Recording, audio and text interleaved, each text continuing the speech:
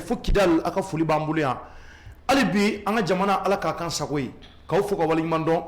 k'a fɔ maliyɛn bɛɛ Mali kɔnɔ ani Mali kɔ ka dɔgɔkun daminɛna an bɛ décembre kalo tile 15 san 2025 an b'o la bi maliyɛnw tile 15 tɔ an bɛna bɔ san 2025 kɔnɔ ala k'an si jɔ k'a kɔnɔ an bɛna bɔ san 2025 kɔnɔ ko gɛlɛn minnu kɛra ɲani minnu kɛra gɛlɛya minnu kɛra ala k'a bɛɛ da nin kalo in na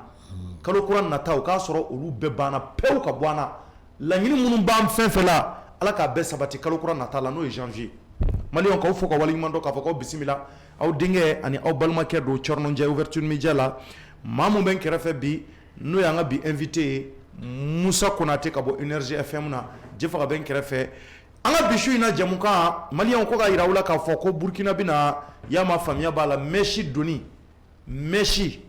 an balimamuso minnu bɛna mèche don kunkolo la k'o kɔni bɛna bɔ a ma pewu Burkina kɔnɔ ni ala n'a kira sɔnna a ma k'a yira u la k'a fɔ an da bɛna maga o la o tɛmɛnen kɔfɛ an kumana ka Côte d'Ivoire u ka tɔgɔtigiba dɔ bɛ yen n'a tɔgɔ ko Nadia Sabé Nadia Sabé ala y'a ka kalifa minɛ a la k'a sababu kɛ bana dɔ ye n'u b'a wele ko cancer de sein plutôt o cancer de sein a bɛ muso caman minɛ an ka farafin jamanaw kɔnɔ jɛkulu yɛrɛ farala ɲɔgɔn kan mun b'a to u bɛ se ka bana in kɛlɛ cogo min na ni muso cɛsirilenba in Côte d'Ivoire bana in kɔni ye a kɔni sera la a fatura maliyɛnw mun de kɛra sudon kɛlen tile kelen kɔnɔna na dɔ de taara ka taa su wɔgɔbɛ Allahu akibaru ko tant k'i ma sa i bɛ diɲɛ ko bɛɛ mɛn i bɛ diɲɛ ko bɛɛ ye o de kɛra Côte d'Ivoire o tɛmɛnen kɔfɛ maliyɛnw anw ka samata sɛgɛw u bɛna taa Maroc ka taa kupu ta ka na ka segin n'a ye sabula entraîneur yɛrɛ de ko ten ko laɲini wɛrɛ t'ale la dɛ y'a ma faamuya b'a la ale ka to yen fo le 18 janvier o kɔrɔ ka taa ka segin ni kupu ye Mali kɔnɔ yan k'o de y'ale ka laɲini entraîneur k'a dɔn k'a fɔ a kelen ka laɲini to yen koyi hali anw yɛrɛ fɛn fɛn filɛ yan nɔ anw bɛɛ de ka laɲini don parce que an sɛgɛnna kupu nɔ dɔ kɛra an bɛ fɛ ka taa Maroc ta k'an da ye ni ala n'a kira sɔnna a ma Musa i ni su folikan jumɛn b'i bolo Thierno k'i fo k'an lamɛnni jɛkulu bɛɛ lajɛlen fo ka Jefaga fo Marakakɛ n denkɛ Marakaw fɛn o fɛn sɔgɔlen don ouverture media la ko an b'u bɛɛ lajɛlen fo k'u fa bɛ kuma na ka ɲɛmaaso fɔ ko maaw k'u tile kɛrɛbɔsigi ala k'an bɛɛ sababa amina yarabi Musa Jɛfjɛr i ni su folikan jumɛn b'i yɛrɛ bolo n b'i fo n bɛ Musa fo n lamɛnbaga bɛɛ lajɛlen fo mɔgɔ mɔgɔ bɛ kan an lamɛn nin wagati in na fɛn fɛn bɛ tila ka lamɛn n b'u bɛɛ lajɛlen fo an bɛ dɔgɔkun daminɛ la an bɛ dugawu kɛ ala ka dɔgɔkun musaka nɔgɔya dutigi bɛɛ jamana ala ka basigi don a kɔnɔ Cɔrɔnɔ i ma fɛn dɔ jateminɛ Musa ko k'a b'a denkɛ fo k'a denkɛ a kɛtɔ b'a fɔ i m'a ye a kan yɛrɛ kan tiɲɛ don n'o yɔrɔnin jateminɛ a kan fara ji la donc kan fara ji la a fa ye n t'a dɔn a siranna kun ma i ka premier ministre kan a fa ye ko ne ko a kana siran k'a ta ko n y'a faamu quoi k'a kana siran quoi ayiwa basi tɛ k'a kana siran basi tɛ a ye sira d'i ma quoi ayi ko ka nɔgɔ de ko ka nɔgɔ an bɛ maninkaw bɛɛ fo yan ko waleɲuman dɔn Jefaga an b'u bɛɛ fo nin waati la Jefaga an bɛ foli belebele ɲɛsin an kanubagaw ma diɲɛ jamana bɛɛ kan k'a fɔ maliyɛn bɛɛ ye ouverture media équipe bɛɛ bɔtɔ don ba Maliba kɔnɔ k'u kunsi Maroc jamana ma ni ala n'a kira sɔnna a ma an t'a fɔ ka ɲinɛ ala kɔ an datɔ don ka taa an ka samata sɛgɛw ka t'u jukɔrɔma tonto anw bɛɛ setɔ don ne yɛrɛ Cɔrininjɛ Jefaga an bɛɛ quoi Cɔrino Tal c'est à dire que prince yɛrɛ prince Tony n'o y'an ka technicien waraba ye an bɛɛ setɔ don Maroc ka maliyɛn bɛɛ ladɔnniya ka maliyɛn bɛɛ kunnafoni k'a fɔ anw équipe bɛɛ setɔ don Maroc an ka équipe bɛɛ ni ala sɔnna a ma kilancɛ bɛɛ bɛna taa an bɛna taa ka taa jamukanw sigi yen ka se ka an ka samata sɛgɛw k'u jukɔrɔma tonton ka jamukanbaw sigi aw ye ka ɲɛnɛfin bɔ aw la maliyɛn minnu fana bɛ Maroc jamana kan ka taa micro trottoir kɛ ka kuma d'u ma nisɔndiya jumɛn b'u la laɲini jumɛn b'u la u ka hakililata ye jumɛn ye mun b'a to anw ka samata sɛgɛw bɛ se ka na ni kupu ye Mali kɔnɔ 2026 daminɛ na ni ala n'a kira sɔnna a ma donc an bɛna kɛ kɛnɛ kan ka bɛɛ ladɔnniya ka dugawu ɲini maliyɛn bɛɛ fɛ maa minnu ɲɛ bɛ k'an dɛmɛ o baara ɲuman na dɛmɛbagaw b'an na dɛ an b'u fo k'u waleɲuman dɔn n'o fɔlɔ ye top 10 mɔgɔw an b'u fo olu minnu ka baara bɛn bɛ ka se ka billet di mɔgɔw ma an b'u fo k'u waleɲuman dɔn agence de voyage don k'a yira maliyɛn bɛɛ la k'a fɔ Mali kɔnɔ ani Mali kɔ kan top 10 kɔni olu kɔni u b'an ka jamana kɔnɔ n'i bɛ taa umura la Iji ninnu fo ka taa bila i bɛna taa furakɛli la tubabu jamanaw kan i mago bɛ billet ɲuman na k'a da jigin i ye top 10 de b'o kɛ Jefaga an b'u fo k'u waleɲuman dɔn yan an ka partenaire do minnu bɛ k'an dɛmɛ nin baara ɲuman in na kosɛbɛ Jɛfaga an ka foli bɛ suma o filɛ nin suguba kɔnɔna fan fɛ voilà ni maa min bɛ billet ta dɔrɔn a kɛ top 10 u y'an dɛmɛ wa nin baara ɲuman in fana na Jɛfaga an t'a fɔ ka ɲina groupe commerce an bɛ groupe commerce mɔgɔw fo Mayiga ka yɔrɔ olu fana y'an dɛmɛbagaw u y'an dɛmɛ u ko k'an bɛna taa nin taamaba mun na k'u b'an kɔ an b'a fɔ maliyɛn bɛɛ groupe commerce yɛrɛ bɛ tombola belebeleba la ɲinan san yɛlɛma in na ko k'a fɔ maliyɛn bɛɛ ye Mali kɔnɔ ani Mali kɔ kan n'a taara groupe commerce la AC 2000 la palais de sport kɛrɛfɛ Jɛfaga n'i taara li san armoire cuisine minɛnw Jɛfaga n'a sɔrɔla a bɛ feere 2 millions walima 4 millions n'i y'i ka minɛn bɛɛ san ka ban buluni dɔ de bɛ yen o kɛlen bɛ ka buluni ɲami i b'i tɛgɛ fili ka don buluni in kɔnɔ n'i garisigɛ bɛnna moins 50% ma walima moins 30 moins 45 i ka prix o de bɛ bɔ i ka prix la o de bɛ bɔ i ka prix la n'a sɔrɔ i ye nin san 2 millions n'i bolo bili ka don buluni kɔnɔ n'i bɛnna moins 50% ma o kɔrɔ ko 100 sarada la kilancɛ bɛ bɔ a la donc ni 2 millions don a bɛ d'i ma 1 million de francs CFA nin baara ɲumanba in de b'a la ka kɛ groupe commerce la ɲinan san an b'a ɲini maliyɛn bɛɛ fɛ bɛɛ ka taa ka t'u garisigɛ siffler a la wa anw dɛmɛbagaw don ko k'an ka taa Maroc k'u b'an kɔ k'u b'an dɛmɛ wa u ye dɛmɛ di u ye donbolo di k'a ye taa a ka taa Corno wa an dalen b'a la ni aw bɛ yen dɔrɔn kubu bɛ na ni ne kɔni bi Jɛfaga e ni ne 2 bɛ yen dɔrɔn a banna kubu bɛ na ayo sika ka bɔ bɛɛ la ayo banna sa ala sɔnn'o ma ka bɔ sika bɛ la n'anw bɛ yen dɔrɔn kubu bɛ na ni ne yɛrɛ kɔni bɛ kɛnɛ o kɛnɛ ka kɔ don kɛnɛ de ka di quoi ɲinan da maliyɛn kubu fɛn fɛn kɛra coupe d'Afrique fɛn fɛn kɛra depuis Yaoundé 72 Jɛfaga ne ma deli ka taa kɛnɛ ninnu kan Jɛfaga n datɔ don Jɛfaga dɔɔni Jɛfaga ne taara an kana bɛɛ fɔ Jɛfaga i bɛ si bɔ n tɛgɛ ni kubu mana Jɛfaga n'Ala sɔnna ma n tɛgɛ filɛ yɔrɔ si t'a la kubu bɛ na n'a ma na i bɛ si bɔ n tɛgɛ ne de ko ten Jɛfaga n ko n y'a f'i ye ka ban sa Jɛfaga e tɛ ne dɔn i ma n sigilen la émission na i tɛ n dɔn c'est vrai i tɛ n dɔn an dɔ Jɛfaga i tɛ n dɔn ni ne bɛ da ka suna Jɛfaga ne bɛ Ala wele kobaw de la karamɔgɔ cɔ ni n dara ka suna n'i ye ko min ye sogo la o kɔrɔ k'o bɛ kɛ Jɛfaga n ye n da don mun na n y'a ye k'a fɔ sogo la n dara Maroc anw segira ni kubu ye le 19 janvier 2025 kana bɛn ni Ayisa 18 b'a sɔrɔ a banna sa kubu ye le 18 b'a sɔrɔ a banna kɛ n bɛ k'a fɔ an segintɔ don sa kɛ an seginna le 19 Jɛfaga kana bɛn ni 20 janvier k'o fêter n'an ka sɔrɔdasiw ye kubu b'an bolo ne y'o ye sogo la Jɛfaga ne mana sogo diɲɛ fɛn fɛn la a bɛ kɛ a ka ca Ala fɛ e delila ka sogo jumɛn na sarada la 90 bɛɛ awɔ e delila ka sogo jumɛn kɛ n'o ye Jɛfaga ne delila ka sogo ko baden la kɛra i n'a fɔ misaliya kelen de dɔrɔn ne b'olu fɔ e ye mun na sa Jɛfaga Toro ne bɛ ka misaliya kelen de di o y'a gundo ye Jɛfaga ne sogora ko caman la ayi n ko i sogora ko kelen jumɛn na Jɛfaga ne delila ka sogo mobili mun filɛ n bolo nin n delila ka sogo mobili in bɛna di yan Jɛfaga ne sogora la a tile 2 bɛɛ ne welela ka taa mobili tile dɛnɛ o kɛra Jɛfaga n bala ka ye sogora la n sogora ne ko fɔ ka don i la o kɔrɔ ne ka cɛ ka o kɔfɛ Jɛfaga k'an to Maroc fana i hakili b'a la don dɔ la an dalen Maroc ne sogora ko dugumakolo yɛrɛ yɛrɛ kɛra nka n seginnen ka bɔ Maroc o kɛra Jɛfaga o kɛra ayi mais ne yɛrɛ m'o fɛ yan ayi mais e tigi sogora o la n sogora la Jɛfaga n sogora o ma i ma ko kɛ nkalon ya dɛ Ibara sa ala ko n'a fɛ o ma yɛrɛ hakili t'a la o ma kɛ yan ayi Toro dugukolo yɛrɛ in kɔni kɛra ne sogora la mais e ma sogo in ɲɛfɔ ne ɲɛna ka kɛ o ayi ne sogora mais e m'o fɔ ne ye di i hakili de t'a la Toro e y'a fɔ de n hakili t'a la sa mais e ka sogo in fɔ de ala sa Jɛfaga bon Jɛfaga i b'a dɔn nin kuma ninnu bɛ to yen sa anw datɔ don Maroc anw ni kubu bɛ na ni Ala kira sɔnna ma Ala deli o ye yarabi Ala y'o kɛ ne bɛ diɲɛ kɛnɛ o kɛnɛ kan o kɛnɛ ka di Jɛfaga alhamdulilahi rabbil alamin a y'a fɔ an ka samata seko n'a y'u diya yɛrɛ kɛnɛ yɛrɛ ka balontan yɛrɛ u ka passe ɲɔgɔn ma dɔrɔn u ka to ka tiru Jɛfaga n ka banna sa Jɛfaga Jɛfaga kuma banna sɛbɛ la ne de bɛ ka ɲɛf'i ye a banna pewu kubu in bɛna ɲina ni Ala n'a kira sɔn an t'a fɔ ka ɲina Ala kɔ ɲina coupe d'Afrique bɛ ja kojugu Ala k'o latigɛ parce que tɛmɛnen in da de tun ye anw da ye nka an y'o to an balima ninnu bolo n'o ye Ivoirien Zena ta in an bɛ taa minɛ ka b'u bolo an bɛ taa n'a ye an ka so donc k'a fɔ maliyɛn bɛɛ k'an sama duwawu la an taatɔ don an ka dɛmɛbaga filanan ye Orange mɔgɔw ye an bɛ Orange mɔgɔw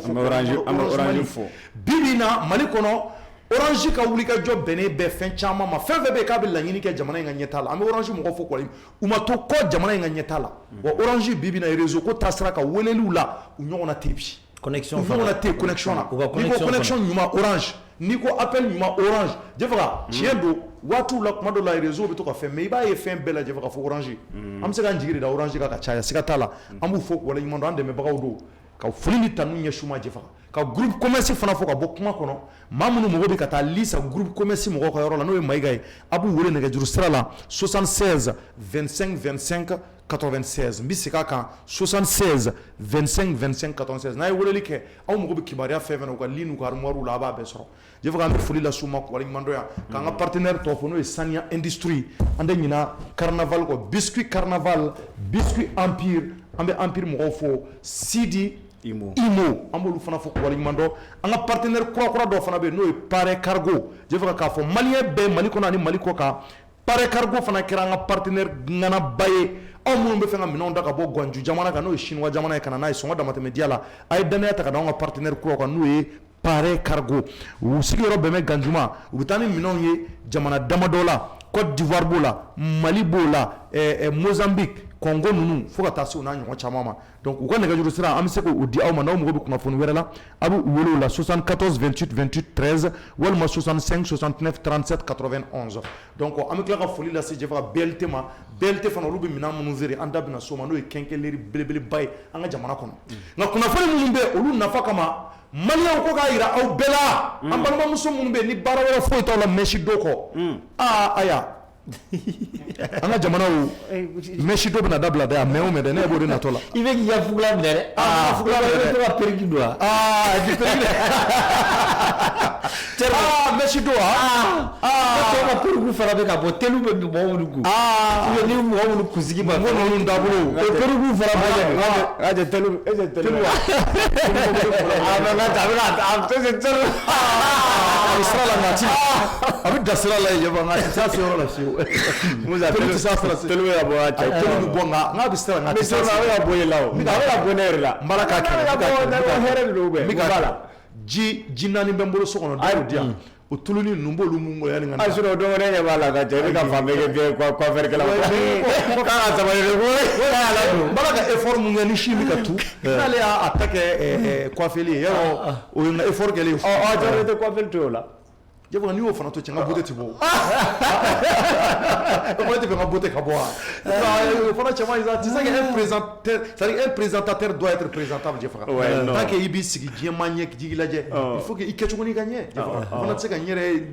kunkolo su caya ka fɛnw. N b'a coiffé ka kuma dɔ la ne bɛ n kunsigi to a ka ca. Bon o ka ɲi mais mun na e bɛ fɛ ne ka n da to i ko telu Jɛfɔ.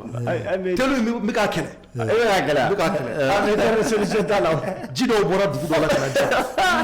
Bon Marley kun bɛ dugu min na dugu tɔgɔ. Jamaïque. Dɔ ye fura dɔ bila ka bɔ Jamaïque. U ka fɛn in kɔni dɛ. Ko yiri dɔ bɛ yen Jɛfɔ ko n'i y'o yiri mun i kunkolo la ko bilahi ko si tɛ dɛ. Ko ni si b'a kɔlɔsi tunni ma ko si yɛrɛ kamana bɛ bɔ a b'a fɔ ko cɛ ko nin kelen nin qu'est-ce que k'an ne nin don ye Jɛfɔ. Yɔrɔ Jamaïque ninnu ma yɛrɛ i m'olu kunkolo si tu cogo ya. E b'a dɔn ko gansan don wa. Jamaïcains de bɛ o tunu ni suru kunkolo la Jɛfɔ c'est-à-dire que dɔgɔkun damadɔ dɔrɔn arasta bɛ ku fan bɛɛ fɛ. Donc ni kamana ganna siko la taa Jamaïcains fɛ yen. Donc ni dɔ wele maliyɛn dɔ sigi bɛ Jamaïque a ye tulu dɔ bila ka na di yan n da o da n b'a mun kunkolo la si min ka na dɔɔni dɔɔni. Mais tɔ dɔ sisan e donna fugulan na ka ca. N'a na Jɛfɔ k'o to yan sa. Donc ko k'a jira an balimamuso bɛɛ la y'a ma faamuya b'a la ko Burkina ko mɛsi dɔ bɛna dabila yen dɛ. A kibaruya bɛ Musa de bolo Musa bɛna ɲɛfɔ an ye. Ok. Ko mɛsi dɔ bɛna dabila k'a ni perruque. Mɛsi ka bɔ tubabu jamana na ka na ni mɛsi ye Burkina k'o dabilatɔ don. Pepewu yɛrɛ. Yarɔ Burkina dun ni anw ka jamana a bɛɛ ye pays de l'AES de ye dɛ. Yarɔ an ka jamanaw ye faniba ye nin waati in na an bɛɛ bɛ fala an bɛɛ bɛ bala. Jɛfɔ k'a jira k'a fɔ mɛsi kɔni tiɲɛ don n'a b'an balimamusow kunkolo la a b'u cɛ ɲɛ a b'a to yecogo bɛ ɲɛ muso hali ni cɛ ka jugu n'i ye mɛsi dɔw bɛ yen n'i y'a di kunkolo la i bɛ lajɛ dɔɔni siga t'a la mɛsi dɔw bɛ yen Jɛfɔ ka mɛsi 200 mɛsiw bɛ yen 10 mɛsiw bɛ yen n delila ka mɛsi dɔ ɲɛna ko 1,1 o don n jɔlen mɛnna n tɛgɛ bɛ n da la n ma da kuma in na mais fo kɔfɛ n ye dɔwɛrɛ de ɲininka ko tiɲɛ don ko 1,1 mɛsi ne b'a dɔw fɛ Jɛfɔ ko mɛsi 1,1 mɔgɔw ka nasɔngɔ mɔgɔw ka kalo caman nasɔngɔ dɔw bɛ t'o don mɛsi de la k'o don o kunkolo la ko mɛsi brésilienne voilà ko brésilienne ka t'o don bilahi mɛsi 1 million de francs CFA ni e yɛrɛ 1 million sɔrɔ sisan Musa e b'a dɔn i b'a kɛ cogo min na an bɛ taa sugu la sisan ka taa o ɲɛ bɛ an kɔnɔ an bɛ taa bɔrɔ 100 kilos 3 san k'a ta so kɔnɔ ka fini dɔw san ka dɔ san ka di denbaya ma nka muso dɔw de bɛ t'o don mɛsi la Jɛfɔ k'o don o kunkolo la ka yaala n'a ye i m'a dɔn ɲɛnamaya la mɔgɔ tɛ kelen ye jɛfɛ kan dɔ bɛ da makila kan dɔ bɛ da dɛbɛ kan adamadenya tɛ kɛ cogo ye donc ko k'a yira bɛɛ la o Messi ko mun ni a bɛ sen an ka jamanaw kɔnɔ a bɛ san caman bɔ k'a bɔlen b'a fɛ ko Burkinakaw ka autorités bɛna précaution dɔw ta dɛ ko Messi doni bɛna dabila k'an ka kan yɛrɛ ye jɛfɛ ko maa tɛ se ka k'i yɛrɛ ni walifɛn ye ko Messi ye maaw ta de tubabu kunsigiw dilannen de don ka na da anw ma yan anw b'a dɔn an ko la k'an ka botow ɲɛ ko Ibrahim Traoré an ka foli ni tanu bɛ ɲɛsin a ma jɛfɛ an ka jamana ɲɛmaa don parce que AES jamana fɛn bɛɛ a bɛɛ anw ka jamana ɲɛmɔgɔw ye an b'u bɛɛ fo waleɲuman dɔn ka tila ka dugawu k'u ye jamana ninnu Ala k'a ta fanga d'u la ni Burkina jara anw bɛ lafiya ni Niger jara anw bɛ lafiya n'anw yɛrɛ ka jamana yɛrɛ fana jara jɛfɛ ni jamana fila bɛɛ fana bɛ lafiya ko IBE bɛ fɛ ka o décision ta jɛfɛ ko Messi doni a bɛna haramuya Burkina kɔnɔ n'a yiri kunkolo la Allahu akbar jɛfɛ a bɛ k'i ɲɛna i b'a fɔ ko fɛn wɛrɛ don k'a sɔrɔ Messi ko don an bɛ kuma di Musa ma Musa k'a walawala an ye parce que kibaruya in ale de taara sɔgɔbɛ ka na n'a ye Musa ko Messi don de bɛna dabila Burkina wa tiɲɛ don Messi périk fɛn o fɛn bɛ yen hali ɲɛsin ni fɛn ninnu olu bɛɛ ɲɛsini b'a la awɔ o b'a la kɛ o bɛɛ de bɛ importer o ɲɛsini bɛɛ de ye industrie de Messi ye o fana doni bɛna dabila Burkina voilà o bɛɛ de don ɲɛsini ni voilà olu fɛn ninnu quoi an bɛna ɲɛfɔ mais hali siti parce que muso dɔw bɛ yen a sɔrɔ situ kun anw muso dɔw bɛ yen i b'a sɔrɔ traitement de bɛ kɛ o mais a ye min fɔ o fana na n bɛna ɲɛfɔli k'an ye maliyɛnw tulo b'i la voilà d'abord yanni an k'an da don o la a ka décision na Messi ninnu nana cogo di a bɛ développer cogo di k'a labɛn cogo di jamana ni jamana jumɛnw b'a utiliser ka caya f'an k'o fɔ l'industrie de Messi o daminɛna année 40 de la 1940 de a fɛnw daminɛna 1940 voilà 1940 a fɛnw daminɛna mais avant yanni a kow ka daminɛ a caman bɛ bɔ surtout u ka Messi naturel min ye hadamadenw kunsigi ye Inde yɔrɔ dɔ de bɛ yen san o san u ka maaw bɛ taa ka taa hiji la donc ni hiji bɛ taa i ni hamina bɛ taa donc kunsigi a bɛ di donc kunsigi bɛɛ bɛ di mais fɔlɔ a tun bɛ jeni de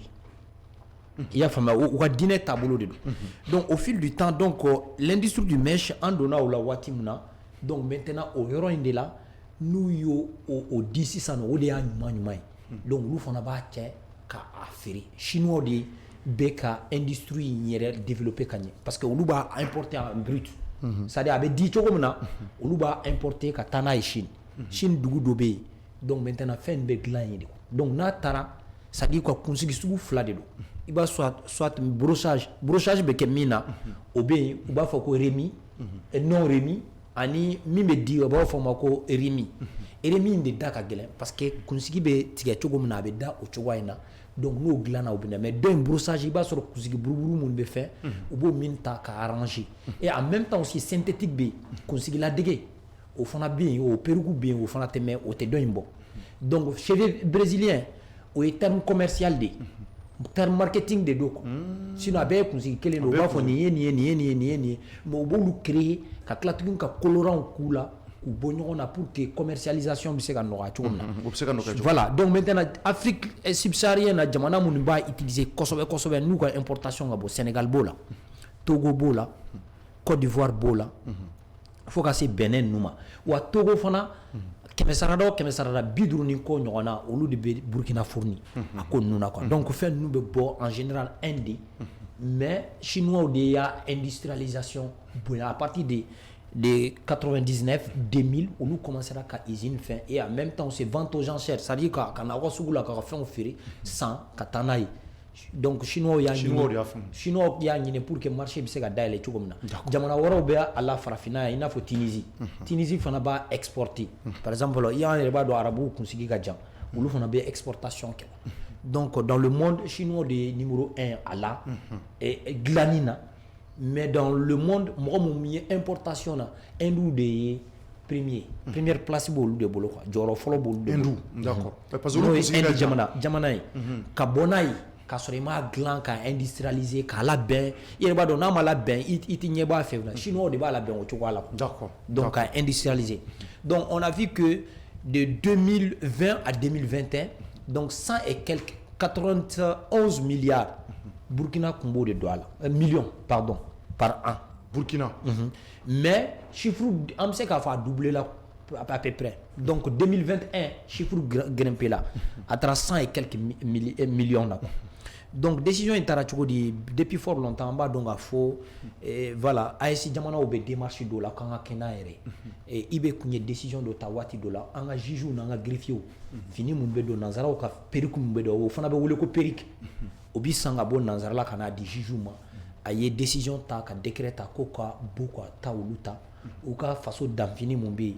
olu b'a dilan u ka jugew bɛ habillé o la et en même temps a ye décision wɛrɛ jumɛn ta mɔgɔ minnu bɛ yen commerçant n'u bɛ taa meuble ba ninnu les meubles chers i n'a fɔ an ka bureau kɔnɔ fɛn ninnu ka taa olu ta kɔfɛ ko tant que u ka menuisiers bɛ se k'a dilan et puis a bɛ se ka sɔrɔ nɔgɔya la k'a bɛɛ ka san Burkina donc a ka philosophie ye min ye pour booster l'économie locale et en même temps emploi ka créer donc an ɲɛ b'a la k'a fɔ en 2024 il y a une association aussi olu fana ye lettre adressée à la min bɛ dépigmentation kɛ pour que a bɛ se ka lutter maa minnu bɛ produit utiliser k'u yɛrɛ fari jɛ olu fana y'o adressé à la ko pour que a bɛ se ka décision ta cogo min na olu bɛ se ka interdit cogo min na parce que a bɛ ka kɛ sababu ye ka maaw farikolo tiɲɛ ka cancer bila dɔw la et en même temps aussi mɔgɔw bɛ traitement a bɛ ka tiɲɛni kɛ dɔw yɛrɛ bɛ yen f'u taa mun denyɛrɛninw na bɛbew la donc ko k'a la ye ka fɛɛrɛ tigɛ parce que u ye enquête de kɛ quoi. mais Mexico in dun Mexico in bɛ nalen don a interdira kɔni n bɛ nalen Mexico semaine passée de a ye décision ta dɔgɔkun tɛmɛnen voilà décision taara ko Afrique tɛ musée ye quoi mɔgɔw ka musée ko donc k'a fɔ ko maaw ka fɛn bɛ taa ka n'a bila anw fɛ k'o kɛ filɛlifɛn ko o ko ninnu tɛ kɛ donc ko k'a la ye mèche fɛn o fɛn ye perruque ni fɛn ninnu ye olu importation ka interdit et ensuite de valoriser c'est-à-dire que nos tresses traditionnelles an ka sa bolognais ninnu ani an bɛ fɛn minnu na i n'a fɔ kɔrɔbɔrɔ n'i ye kɔrɔbɔrɔ ye e ka tresse ye min ye valoriser et en même temps aussi an ka tresse traditionnelle k'a la ye ka a moderniser n'u bɛ se ka créativité kɛ pour que c'est-à-dire que an ka artisan minnu bɛ yen olu bɛ se ka valoriser cogo min na i yɛrɛ b'a dɔn n'an bɛ an ka laada fɛn ninnu utiliser par exemple i b'a sɔrɔ laada kunkolo ninnu kɔrɔbɔrɔ fɛn ninnu wajibi de la i bɛ taa artisan ninnu de fanfɛla la a bɛ baara di olu ma donc ko k'a la ye an ka naturel fɔlɔ an ka musow tun bɛ cogo min na u ka fɛɛrɛ tigɛ u k'o kɛ donc a ye décision ta o importation k'a fɔ k'i bɛ taa ta kɔfɛ ka na n'a ye k'o banna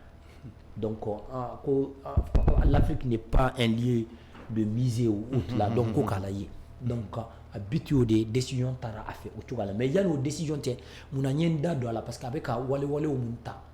nin ko ninnu na hali faso danfini ninnu ko o to dɔn ba la cogo min na ani décision caman a bɛ ka taa en ce sens donc décision taara semaine passée donc voilà jamana minnu bɛ u servi Côte d'Ivoire b'a la u bɛ Burkina servi Benin b'a la Togo b'a la et en même temps il y a la Chine aussi qui importe donc an b'a dɔn k'a fɔ donc je pense que mɔgɔ caman bɛ na donc décision taara dɔgɔkun tɛmɛnen donc b'a yira décision talen kɔfɛ mais si tɛ bɔ diɲɛ jamana si la ka don Burkina tuguni non a décision ta k'a kun ko o de ye quoi voilà donc décision taara fɛ ko olu importation ka interdit tout ce qui est accessoire a kɛra perruque ye a kɛra mèche ye a kɛra mèche synthétique ye mèche synthétique ye min ye mèche ladege kunsigi yɛrɛ tɛ mais u b'a dilan ani kunsigi bɛ la sinon fana n ɲinɛna u bɛ se ka baganw fana siw utiliser k'a k'a ye baganw si fana bɛ kɛ mèche ye mais o ni cheveux humains tɛ kelen quoi hadamadenw kunsigi ta tɛ kelen quoi o caman bɛ bɔ Inde mais actuellement chinois fana bɛ k'u tourner u ka maaw fana bɛ k'u kunsigiw tigɛ sisan nɔ k'a d'u ma quoi tellement u bɛ ka nafa sɔrɔ a la u ka nafa sɔrɔ a la voilà donc a fɛn caman bɛ yen quoi mɔgɔw bɛ se ka cheveux brésilien mun fɔ en tant que tel o tɛ yen c'est des termes marketing n ye recherche mun kɛ parce que ne donna a kɔnɔ ka recherche kɛ pour que a fɛn ninnu ko u bɛ terme marketing feerekɛkanw de don u bɛ tɔgɔw da fɛn na i n'a fɔ i y'a fɔ cogo min na dɔw bɛ yen 10 000 50 000 ainsi de suite fo ka taa 1 million na i y'a fɔ cogo min na a b'o cogoya kelen de la et en même temps aussi Sénégal fana a bɛ ka utiliser jusqu'à ce que maaw bɛ téléphone puruti mɔgɔw la sira fɛ cogo min na zonw bɛ k'o min kɛ n y'a ye reportage dɔ fana la Sénégal musow k'u to bolon kɔnɔ na u bɛ fɛn ninnu periki ninnu da gɛlɛn e ko fɛn kelen ye miliyɔn kelen zonw fana bɛ k'o puruti u kunna quoi boli n'o ye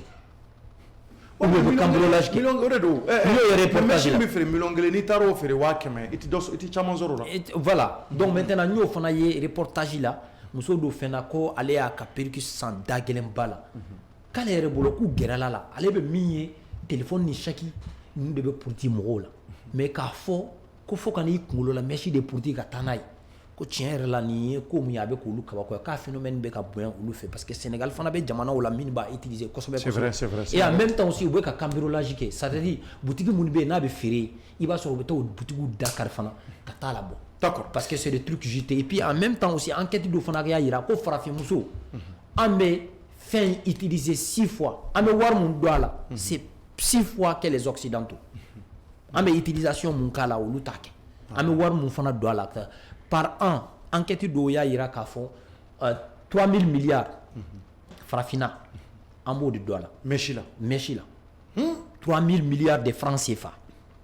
milliards ba saba i b'a dɔn fɛn mun ka di anw cɛw ye ayi non an balimamuso b'o de ɲɛ bon n'o kɛra o fana anw de fana bɛ wari in di u ma dɛ bon an b'a kɛ cogo di ni y'u ni da kan mais n'u ko k'u b'a fɛ an b'a fɔ mais a b'anw fana nisɔndiya a b'a nisɔndiya a tɛ nisɔndiya de bon n'i y'a dɔw ye a dɔw a bɛ ɲɛ Musa yɛrɛ bɛ jɛma aujourd'hui a dɔw bɛ yen a tɛ dɔw minɛ bon a ka di cɔri ninnu non bon ne muso ne tɛ sɔn a ka mèche don tiɲɛ yɛrɛ ka fɔ walayi e tɛ sɔn a ka mèche don c'est pas c'est à dire o ye ne ye quoi e tɛ sɔn muso ka mèche don non e jɛma mun na ta a man di n ye n'a b'a don i ɲɛ kɔrɔ mais a b'a don a tɛ k'a kɛ ne de kama ne ko ne tɛ mèche fɛ cɛ ninnu n ɲinɛna ka yɔrɔnin dɔw fana fara a kan mais dɔw fana ye jateminɛ na y'a jira k'a fɔ ko kunsigi ninnu donni k'a bɛ ka na ni bana modèle dɔ ye i n'a fɔ spiritualité bana ninnu jinɛ ni fɛn ninnu parce que kunsigi ninnu souvent u bɛ sɔrɔ condition mun na ou bien n bɔra ka min f'i ɲɛna a dɔw bɛ kɛ i n'a fɔ ala deli modèle ni haminaw i b'a sɔrɔ o transmission bɛ k'a dɔw la donc bana dɔnbaliw dɔw bɛ yen olu bɛ dɔw minɛ cogoyaw dɔnnen t'a la quoi donc maintenant Jɛfa an bɛ kuma di Jɛfa yanni ka kuma di ma tuguni Musa kuma bɛ yɔrɔ mun nɔfɛ ni mèche an y'a mɛn ko Burkina bɛ na nin ko Burkina y'a interdit ka ban donc o b'a jira k'a fɔ peut-être k'a ta nin dɔgɔkun ninnu na mèche minnu bɛ yen nɔ peut-être fo n'u y'olu feere k'u ban mais kura kɔni tɛna don tuguni maintenant Jɛfa bon ne ka tilata yen ka kuma de ne bɛ se k'a fɔ peut-être ko ɲuman don nka est-ce que a tɛna ni gɛlɛya ye wa par exemple an b'a dɔn société caman de bɛ yen bi denbayatigi caman de bɛ yen bi minnu dayirimɛ bala de bɛ mèche feere dɔrɔn na wari caman sɔrɔ a la e bolo a tɛna n'o gɛlɛya ye wa e hakilila ta ye mun ye nin na. Ouais, tu as la question posée, c'est une question très très pertinente. Et d'ailleurs, quand j'ai appris la nouvelle qu'a fait comme mèche n'a interdit, c'est la question que je me suis posée parce que Moussa Bouraga m'a fait ça. Ni ye nin mèche ninnu provenance ta c'est-à-dire a bɛ bɔ yɔrɔ min na fo ka taa fɔ k'a sera Burkina fo an ka jamanaw la cɔrɔ mɔgɔw de bɛ taa ta ka na n'a ye bon mɔgɔ minnu bɛ taa ta ka na u bɛ wari de don a la u bɛ na n'a ye c'est-à-dire u bɛna feere économiquement société de don quoi et puis société minnu don mɔgɔ caman de bɛ baara k'a kɔnɔna la mɔgɔw bɛ baara k'a société kɔnɔna la walasa u bɛ se k'u ka dayirimɛw ni fɛnw sɔrɔ cogo min na certes il est important c'est-à-dire que an k'an yɛrɛ ka fɛnw bila valeur la moi d'ailleurs c'est ce que j'ai tout le temps déploré et c'est ce que moi j'aime d'ailleurs ka farafinna tagabolo fɛn minnu ka d'an ye k'olu bilasira mais sauf que an bɛ wagati min na c'est-à-dire il est important k'a fɔ k'an b'u interdit mais est-ce que yan'an k'u interdit il n'est pas nécessaire an ka mesure dɔw ta c'est-à-dire ka mesure dɔw ta walasa ka se ka maa minnu bɛ a domaine kɔnɔna la ka olu la sensibiliser walasa ka kuma ɲɔgɔn yɛrɛ tɛmɛ n'olu cɛ ka se k'u orienter ka taa fɛn wɛrɛ kan mun ni mèche ko in tɛ kelen ye parce que n'i ko ko bi bi in na i bɛ mèche interdit bon je ne sais pas et moi je ne sais pas trop je ne sais pas si le président IBA a concerté c'est-à-dire minnu bɛ na n'a ye les importateurs de mèche minnu bɛ na n'a ye Burkina jamana kɔnɔ n t'a dɔn n'a y'a sɔrɔ n'a n'u kuma ɲɔgɔnyara yan'a ka interdit k'a fɔ ko bon a bɛ fɛ ka mèche interdit donc pour que u ka se ka mesure dɔw ta ou bien mesure d'accompagnement dɔw ka se ka kɛ a tigilamɔgɔw ye walasa c'est-à-dire hali a bilali wagati kɔnɔ yali u ka bolominɛ yɔrɔ wɛrɛ sɔrɔ a kana na kɛ ni degun dɔ ye parce que m'o détail sɔrɔ voilà parce que c'est très important o yɔrɔ in c'est important aujourd'hui quand vous dites que mèche ka interdit c'est-à-dire ka wuli dɔrɔn du jour au lendemain k'a fɔ ko mèche ka interdit n'a y'o kɛ o cogoya la minnu b'a secteur kɔnɔna la ça va faire des frustrés beaucoup de personnes seront frustrées certes fɛn mun don a nafa ka bon comme je l'ai si bien dit ne tɛ mèche bon moi j'utilise pas la mèche wa ne muso fana t'a utiliser mais il y a beaucoup de personnes également minnu b'a utiliser donc ne tɛna fɔ ko ne kelen ka dɔrɔn c'est-à-dire que olu bɛɛ cɛla la quoi mais n'i bɛ fɛ ka interdit mɔgɔ joli de gulonnen b'a ko in na maa joli ka balo b'a sen fɛ maa joli ka fɛnw dɔ b'a sen fɛ maintenant n'a ma ɲɛ k'i bɛ fɛ ka dankari kɛ fɛn dɔ la maa minnu bɛ waleya a domaine kɔnɔna la i b'olu wele ka na de k'a fɔ ko bon ne kɔni bɛ fɛ ka dankari kɛ nin fɛn in na maintenant n bɛ fɛ aw ka orienter ka taga cogoya wɛrɛ la ou bien i n'u bɛ se ka kuma ɲɔgɔnya kɛ ko dɔ la pour que walasa u bɛ se ka dɛmɛ cogo min na yanni wagati yani mɔgɔw ka dege u ka commerce wɛrɛ ou bien u bɛna taga secteur min kɔnɔna la yani mɔgɔw ka dege o la parce que cɔrɔnɔ maa b'a dayirimɛ sɔrɔ fɛn mun na n'i nana k'a fɔ ko o dayirimɛ ka tigɛ 10 jours o la mais c'est sûr que gɛlɛya bɛ kɛ yen mais bon jamana mara fana de don et puis jamana fana tɛ se ka taga kuma dɔ la décision dɔ tɛ se ka ta jamana kɔnɔ f'a ka kɛ ka a tɛ se ka kɛ n'a ma kɛ dɔw ka ɲɛkumu kan quoi siga t'o la misaliyala bɔra ka min fɔ sisan min ye faso danfani ye k'a fɔ k'u ka faso danfani don valeur la i n'a fɔ depuis le temps de Thomas Sankara quand il disait que ale bɛ fɛ faso danfani de ka don valeur la ale yɛrɛ b'o don a ka ministres b'a don ainsi de suite mais c'est vrai cɔrɔnɔ a ka ɲi mais n'i ko k'i bɛ faso danfani appliquer sisan maa minnu k'a fɔ bɛɛ lajɛlen ka don fini ka kɛ o ye cɔrɔnɔ n'i ko k'i b'o appliquer maa minnu bɛ fini wɛrɛw ta ka na n'a ye a bɛ degun dɔw lase olu fana ma o parce que olu bɛ fɛn dɔ de ta ka na n'a ye ka sɔrɔ faso danfani tɛ maintenant n'o dun donni fana interdira yanni olu ka se ka bolominɛ wɛrɛ sɔrɔ ko wɛrɛ la a bɛ na ni degun dɔ de ye donc le fait d'interdire c'est à dire olu ka se ka na n'o ye o ye min na a bɛ k'olu ka ɲɛkumu de kan c'est pourquoi n ko décision fɛn fɛn bɛ yen n'a bɛ tali kɛ jamana ko la c'est sûr que a kɔni bɛ kɛ dɔ ka ɲɛkumu kan mais pour que jamanadenw ka se k'a lafaamuya surtout n'a bɛ secteur min kan surtout a bɛ minnu kan la meilleure solution serait que i k'u tigilamɔgɔw wele bien avant que décision ka bɔ i ka kuma ɲɔgɔn tɛmɛ u ni ɲɔgɔn cɛ ka ɲɛfu ɲɛna k'a fɔ ko bon n bɛna nin décision ta et n'o kɛra a ka ca ala fɛ hali n'a décision waliyara c'est à dire a tɛna bali u la quoi o bɛna dɔn u y'a déjà a b'a sɔrɔ u bɔra kalama u informelen don k'a fɔ k'a kan ka waleya donc u bɛ se ka orienter ka taga fɛn wɛrɛ kan mun ni u tun bɛ baara min waleya n'o bɛna interdire mun n'o tɛ kelen ye quoi voilà. D'accord, il y a qu'à clater. Bon, à Boraromif, c'est vrai, mais je pense que ce genre de décision, ça ne doit pas se prendre comme ça, parce que tout État conscient, soucié de ses citoyens, État fait enfin bien, il faut des concertations avec les acteurs. Moi, je suis domaine concerté et en même temps, quand on fait décision de Sorokata. Souvent, il faut des décisions aussi courageuses pour les faire un fana. Parce que au fana bien, il va sortir à comment on fait acteur ou yéramadoui. Parce que on le menace sur qui qu'on a et puis en même temps, ça les apporte énormément. S'il faut valoriser, par exemple, nos produits locaux, il faut et nos tresses naturelles. Est-ce que réellement l'industrie des tresses, est-ce qu'on peut aller au Kama parce que salon de beauté au pays, donc il faut revoir tout ça là. Et en même temps aussi les écoles de formation et les centres de formation, parce que chaîne chaman de bien quoi, il va sur le centre où chaman bien au beda et le moro beta kalani fait nous bella. Qu'en est-il de tout ça là? Donc au bel quand au regard de tout ça là, il faut rejeter parce que les gens y mettent de l'argent parce que faut bon maintenant nous là peut-être un salon de ils vont se mettre en coopérative pour financer parce qu'en bas il faut au mais j'ai pas eu tout le temps nécessaire pour détailler parce qu'il y a mis il m'a confirmé l'information à comment occuper nous. Je suis parti aussi sur la toile souvent ni une décision souvent c'est la presse écrite ou la presse en ligne qui nous permettra souvent de trouver ce genre d'informations parce que au lieu de en profondeur réellement je vois que décision motivée là tout comme on a fait nous nous faisons des cas j'ai pas eu tous les éléments comme c'est un sujet qui va progresser au fil du temps donc amène à bonne information localement pour approfondir la chose parce que la décision sous Boubeke ça dit que c'est toute une chaîne de valeur c'est vrai qui est encore chaîne de valeur est-ce que Ouyo Bede Jatemine qu'a sorti la décision donc ni décision tara gouvernement qui accompagnement Beke mouillé pour que ça dit que cette chaîne de valeur ne meurt pas parce que nous Kera non seulement le pays est frappé par une crise sans précédent nous terrorisme ne fait nuit à Djina ça dit quoi à Jura économique je pense que au détail, nous, dans les jours à venir, nous allons chercher et puis plateau Kelinkan à développer. Mais pour l'air, mon information baisse parce que si j'ai modèle, il faut vraiment voir les acteurs au niveau et surtout les mesures d'accompagnement. Voilà, mesures d'accompagnement est mouillé. Mais en tout cas, une chose est sûre, nous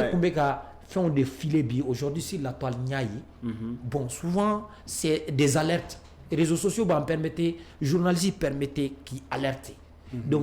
tu vas recouper l'information. Donc, moi, j'ai recoupé l'information auprès d'une personne très proche d'Ibé. L'Ibé. fait nous attend Watia et Kasso Chama Redeke. Il a fait parce que lui il est vraiment anti-français, il est très proche du bien et puis révolution qu'on a na Uruba Chamanchedla. Je l'ai appelé pour lui demander j'ai vu une information sur la toile, une information de Bololo Serafin que IB décision ta comme mèche à ne périque ka à interdire ko effectivement ka interdire encore décision motivée pour que l'économie locale, c'est-à-dire que soro o ka se ka to jamana kono et en même temps aussi an ka tabolo don bala ka yira ka fo tubabu ka tabolo in tanga tabolo an kana filina yɛrɛ an kana aligner u la donc a y'o détail de dit on n'a pas eu trop le temps yani nga na nya a wele fana parce que c'est un homme souvent il est dans les réunions où la masse soro ni vocal black. Et il y avait aussi un autre, ni fin black, mais souvent les gens se méfient trop. L'information on nous dit, ni vocal black, on connaît comment faire vocal, on a fait, mais il m'a pas répondu. Certainement plus tard il va me répondre, parce qu'il y a certaines informations, il va sortir, il me bala, mais il t'a sorti. Souvent au comme journaliste, il est très difficile pour nous de se penser sur certaines questions. Il ma confirmation sera là. Mais on sait qu'il faut défendre, il faut nous aussi positionner. Là sur le maquet, ça va vraiment jouer. C'est l'économie et sur la chaîne de valeur. Moi, on bas qu'on a, moi, on va exporter, moi, on va commercialiser, moi, on va à utiliser. Même les centres de formation voilà, on peut pas là. Parce que même il y a des écoles aussi. Exactement, pour ça. Les écoles qui sont ouvertes pour la formation. Il y a la jeune génération qui va sortir. Est-ce que Oben Alaye a essayé Koluka voilà, formation yelema ka orienté vers ça parce que nous quand c'est tout un armadan préparation de béquet parce que il va soro quand tu es pile culture pile là où nous a tressé nous tu es dogon tu es mossi au lieu de quand on a calancé ça non si on veut réellement quand on a tressé traditionnel ka blanc valeur et en même temps essayer de faire la jonction entre tradition et modernité parce qu'il va soro en très traditionnel mais tellement de créativité boula ou c'est que création nous devons c'est que est-ce que décision taraté de ka interdite en tout cas une chose est sûre décision qu'on tara mais décision motivée et réellement j'ai pas eu tous ces détails. D'accord. Voilà. D'accord. Merci Moussa. De toute façon, ni ma yira ka fo ni sujet je faka ni sujet kuma ma ban volo. Na ni kibari wɛrɛ sɔrɔ a la a kɔfɛ an damina makaw la wala wala jamanadenw ye. Ka ɲini malien bɛɛ fɛ Mali kɔnɔ ani Mali kɔ ka partager hali bi an b'an ka partenaire belebeleba fo Kɛnkɛliri BLT ka minɛn ɲumanw san ka k'i ka so la malien mun ye maçonnerie minɛnw fo ka taa bila daw ni fɛnw na a ye danaya ta ka da BLT kan BLT u filɛ nin ye suguba kɔnɔ donc an b'a ɲina malien bɛɛ la k'a fɔ n'aw mago bɛ minɛn fɛn fɛn la a bɛɛ bɛ sɔrɔ BLT la BLT u bɛ panneau solaire fana feere panneau solaire minɛn bɛɛ u b'a bɛɛ feere an bɛ Burama Sire Tarawele fo ka waleɲuman dɔn sanga ni waati bɛɛ u filɛ nin ye marché Dibidani na u ka nɛgɛjuru sira 76 97 24 96 walima 66 05 82 30 walima 73 38 13 43 malien ka yira u la k'a fɔ Nadia Sabe ni ale ye Ivoirien ka tɔgɔtigi bamuso dɔ don ale kun fana bi animation de kɛ animatrice do en même temps a bɛ a fana bi sketchiw ni films a fana bi y'olu caman na tɔgɔtigi do wa furucɛ fana o fana ye tɔgɔtigi ye n'o tɔgɔ ye ko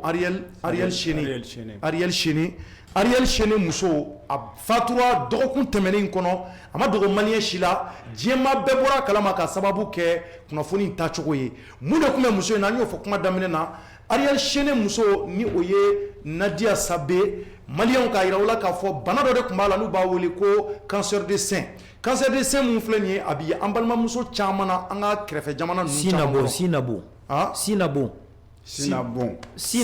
u b'a fɔ ten bamanankan na Sinabon voilà tɔgɔ de Sinabon o yɛrɛ de e b'a dɔn kosɛbɛ a bi ala an yɛrɛ ka jamana kɔnɔ a ye muso caman minɛ musow caman bɛ yen nɔ minnu fatura la caman bɛ yen minnu sera ka a bana kɛlɛ fo k'u nɔgɔya an yɛrɛ ka jamana kɔnɔ yan jɛkulu caman sɔrɔ la minnu ye a jɛkulu sigi musow ka nin Sinabon in kama ka se k'a bana furakɛ kosɛbɛ k'a ban pewu cogo min na olu jɛkulu caman bɛ an ka jamana kɔnɔ mais an balimamuso ni o ye Nadia Sabe bana in kɛlen k'a minɛ Ivoirien ye wuli ka jɔ kɛ k'a dɛmɛ kosɛbɛ sabula tɔgɔtigi don mɔgɔ y'a dɛmɛ k'a dɛmɛ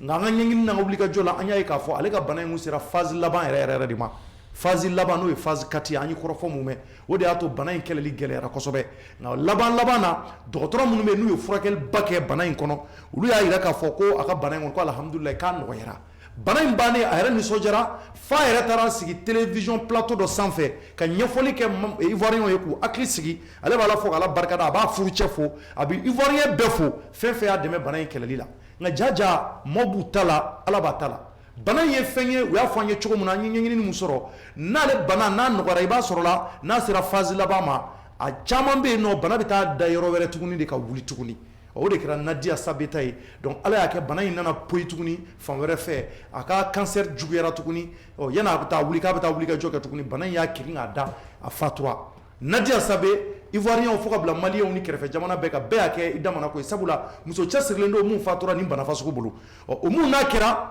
an b'o dusukasi la a n'o wuli ka jɔ la mun kɔni ye a furucɛ u ye janaja kɛ ka taa su don su don yɛrɛ ma ban fɔlɔ 24 heures kɔnɔ su don kɛra bi sini dugu jɛra Allahu akibaru maa dɔ de sɔrɔla mun de taara ka taa su wɔgɔbɛ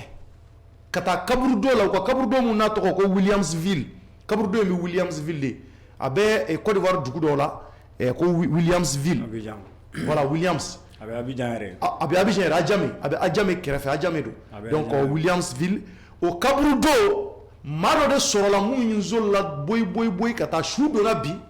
ale y'a to su ka ko joona ka boli ka taa Nadia Sabe su nɔfɛ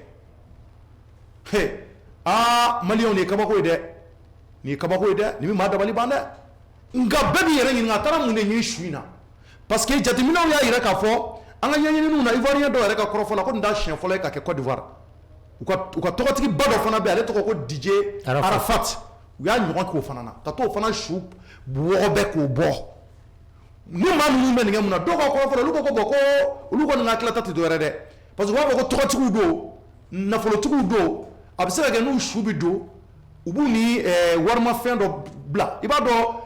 Côte d'Ivoire jamana ninnu kɔnɔ a dugu ninnu i b'a sɔrɔ siya fɛn fɛn bɛ yen a bɛɛ n'a ka tabiya don siya dɔw bɛ yen i b'a sɔrɔ n'olu bɛ taa su don u bɛ su ni warilafɛn dɔw bila dɔw bɛ se k'a ni sanu la walima dɔw bɛ se k'a ni fɛn dɔ bila k'a accompagner kaburu dɔ u b'a bila kɛsu mun kɔnɔ dɔw b'a n'o bɛɛ bila wa i b'a sɔrɔ la o siya dɔw fana na ni maa fatura u bɛ ɲɛnajɛ yɛrɛ sigi a tɔgɔ la hali Ariel Chané a yɛrɛ ye ɲɛnajɛ sigi a furumuso in tɔgɔ la u ye dɔnkili da balimaw bɛ ka dɔn kɛ dɔw bɛ kasi u bɛ dɔn kɛ u bɛ kasi u bɛ dɔn kɛ o y'olu ka tabiya ye c'est à dire que siya minnu don olu ka tabiyaw kɛcogo dɔw ye ni maa fatura yɔrɔ anw fɛ anw bɛ kasi du kɔnɔna bɛ suma kalan dɔnkiliw bɛ kɛ n'o ye ala tɔgɔw ye ani kira tɔgɔw nka olu fɛ yen malgré que u b'a chrétien kɛ ka taa su don nka o t'u ka tabiya bali u bɛ ɲɛnajɛ sigi ka dɔn kɛ ka dɔnkili da bɛɛ b'i yuguyugu bɛɛ b'i pan k'i fili bɛɛ b'i yuguyugu donc an t'a dɔn u b'o kɛ ka da kun mun kan moi je ne sais pas mais an kɔni y'a ye k'a fɔ Ariel Chané a n'a balimaw ye o kɛ o de bannen kɔfɛ sufɛ dugu jɛra dɔrɔn u taara an balimamuso n'o ye Nadia Sabe ka taa su wɔgɔbɛ maliyɛnw maa mun y'a kɛ kɔni tɛgɛ kɔni taara maa dɔ kan fɔlɔ a ma dɔn n'a sɔrɔ o tigi don nka u sɔmina dɔ fɛ u ye su wɔgɔbɛtɔ ye sɔgɔma maa dɔw sɔmina u bolila ka na jama nana jama jɔlen dɔ de tun bɛ yen nɔ k'o y'a den k'a fɔ k'a b'a a munumunu ka don jama cɛla dɔrɔn u sɔmin'o fɛ u y'o minɛ fɔlɔ o din bɛ lakana tigilabaw ma nin waati in na ni sɛgɛsɛgɛli bɛ sen na n'o y'u ka 11e arrondissement ye Adjamé kɔnɔ k'o de bɛ sen na ka ɲɛɲini donc je pense que c'est vraiment c'est à dire n t'a dɔn n b'a fɔ cogo min na kɔni kojugu de ye quoi nin ye adamaden ni hinɛ banni dusukun na i tɛ sira foyi ɲɛ e yɛrɛ kɔni bolo lahara tɛ tiɲɛ ye i bolo ala ko tɛ tiɲɛ ye o de bɛ maa dɔw bila nin ko fasugu la parce que maa minnu bɛ taa nin kɛ maa sara ala su ma tile 2 tile 3 sɔrɔ e bɛ taa k'e bɛ t'o wɔgɔbɛ ka taa ko dɔ ɲɛɲini o kɔrɔ donc vraiment o ye ko ye ko min bɛ n'a bɛ mɔgɔ dabali ban jɛ fɔ ka bɛ n kɛrɛfɛ Musa fana bɛ yan Musa i fana n t'a dɔn i fana ye kunnafoni dɔw sɔrɔ a ko la wa et puis e yɛrɛ bolo nin mun bɛ adamaden bila nin ko fasugu ninnu fana na. Bon fɛn caman de b'a sɔrɔ parce que rituel bɛ fɛn su nɔfɛ kow la quoi fɛn caman bɛ kɛ dɔw bɛ taa su partout dɔ bɔ i yɛrɛ b'a dɔn an bɛ farafinna o fɛn ninnu bɛ marché a fɛn caman na parce que ala an yɛrɛ fɛ hali n'a sɔrɔ a tɛ kɛ mɔgɔw ɲɛna mɔgɔw bɛ taa kaburu don na kuma bɛɛ mais la question qu'on se pose est-ce que gardien b'a la est-ce que o bɛ kɔlɔsi et puis nin t'a siɲɛ fɔlɔ ye DJ Arafat ta kɛra fo mɔgɔw yɛrɛ i da donna o la fo mɔgɔw yɛrɛ ye mankan ci o ko la bon nin fana ta bɔra ka kɛ donc ce qui veut dire que c'est un phénomène récurrent donc a kow kan ka jate minɛ bon je ne sais pas u ka intention ye min ye sinon normalement nin man ka kɛ 24 heures su ka don o dugusajɛ ayiwa an y'a ye k'a fɔ a kaburu o taara profaner c'est-à-dire ka taa wɔgɔbɛ donc réellement ou ka motivation est mis en tout don mais i bora ka ni min fo tout kono mo nu olu ka fin chou donc waru ka cha ma do la chou bi se ka me u bolo ka asoro ou bien soit yani ga fatu iba so bu ga fatu lu wari parce que u ga chou go yawo a nafolo ko ka bon kosobe comme i bora ko min fo na kera sanu adonani sanu ye ou bien adonani wari ou bien adonani fin na fama ye do certainement jamana ou bien o jate mine donc ko fe u ba fo ku ba bo certainement objet de valeur a se ka ko do nyawe ou bien langini wore a se ka ke un truc occulte no be sarakatu bala ina fo kata i far do yoro do tige ko warbe sorala ou bien soit ni ni soro ka a kaburu ça dit ka kuma ka cha quoi en met de l'eau mais bon maintenant motivation chama de biseka ko là mais la question qu'on se pose est-ce que gardien bala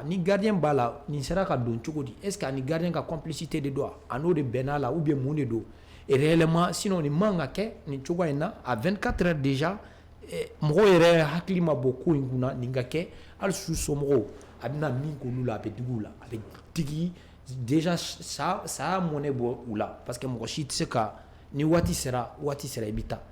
et o mabo tenani tarata la ya me ka fo ko mo fana tara o shu robe franchement be dusu kami ni fond blanc là ne bolo acti nous mai et réellement oui si fait mumine sigana ma mumine parce que yo mi fo ka be 11e arrondissement a jamais c'est que lu bena ke na impliqué lindo o be ke sababu ye te mo fait impliqué lindo ala ou bien kumunya ablala o nyebi na dompa c'est que le kala buka barala est-ce que réellement wodi do parce que ibora ka foko jamana ko la o ya ici kabe do jamana ku ya mine je ne sais pas ibora ka min fo ima foko suspect do minana akola voilà donc maintenant si kana mamu minana enquête de bina ou déterminer mais réellement il faudrait que ça cesse ibora o kanga ou yere minani ko nuna parce que DJ Arafati takera mo bolo ye accident de donc ça veut dire que c'est un phénomène habituel Dieu Arafati o fana tay to tigide adona yere anya ye ka fo min kera ola akera magar ko de fo mo yere ake mangaye amabo ola ni fana to tigi o fana fatura akera na yala wa ke to tigu de la pour ga to no faire fin de dibu bolo mimena ou ga ko to saba tiga ta faire en ta motivation de mais chaque fois ne me to ke je pense que le monde les regarde surtout to tigi ka ko ça dit koko manako o konana mau bu unyema dafe donc amain jamanama. Donc pour Didier Arafat, ça a été fait au 2019. De 2019 à nos jours, on sait qu'il faut 6 ans après, on y a un phénomène avec laquelle on est beaucoup réellement. Je pense qu'il faudrait que ça cesse ou que mesure tanna à main. Mabao ou bien trop de gouchou chaque fois que tu as robé, franchement, ce n'est pas du tout bon. Avec Jamana Kaha, fin d'eau ou ira quoi. Donc, on va mesurer et résultat autour de ça, un phénomène nous adapte. Il va se avec un moro là mais au lutte tortigui mais pourquoi à chaque fois n'inko nous beke vraiment donc c'est la question qu'on doit se poser. Moi je pense que ou quand on mesure tant nous ko cadable là quoi vraiment c'est pas du tout bon. Bon, moi je trouve que franchement moi je trouve que c'est inhumain. Ça dit haramadien était Maya Maria Ganike quoi. Franchement, ça dit que on doit être motivé. Et sinon motif faut manga ambla ka fo amet ambanto yere bakuna ka fo amta mado su wobe quoi surtout mamu fatura et à somo c'est-à-dire ne ou ka pen kelen flade non seulement ou ka mo fatura torno ba kashila mabba et c'est-à-dire su dona dom na odu se jere ma kata ni nyona do wale aketuni c'est comme si atila mo fatura ya sutura mais au bela halsa do farla anga dusukasi kan tuguni quoi parce que ma do tara kata ni bara do wala o ala tourna ambe d'abord ambe mamunu ceux qui ont été vigilants pour que tchenga na sekatara amulu fo o temenen ko fait je pense que la police ivoirienne aussi a intervenu parce que j'ai même vu une publication sur la page de la police ivoirienne où lui est tara suspect mintumbe ils l'ont même interpellé depuis hier où ya mené et katana et voilà ça c'est ce que l'on veut que tout na kumi ya to ayeni bara en wala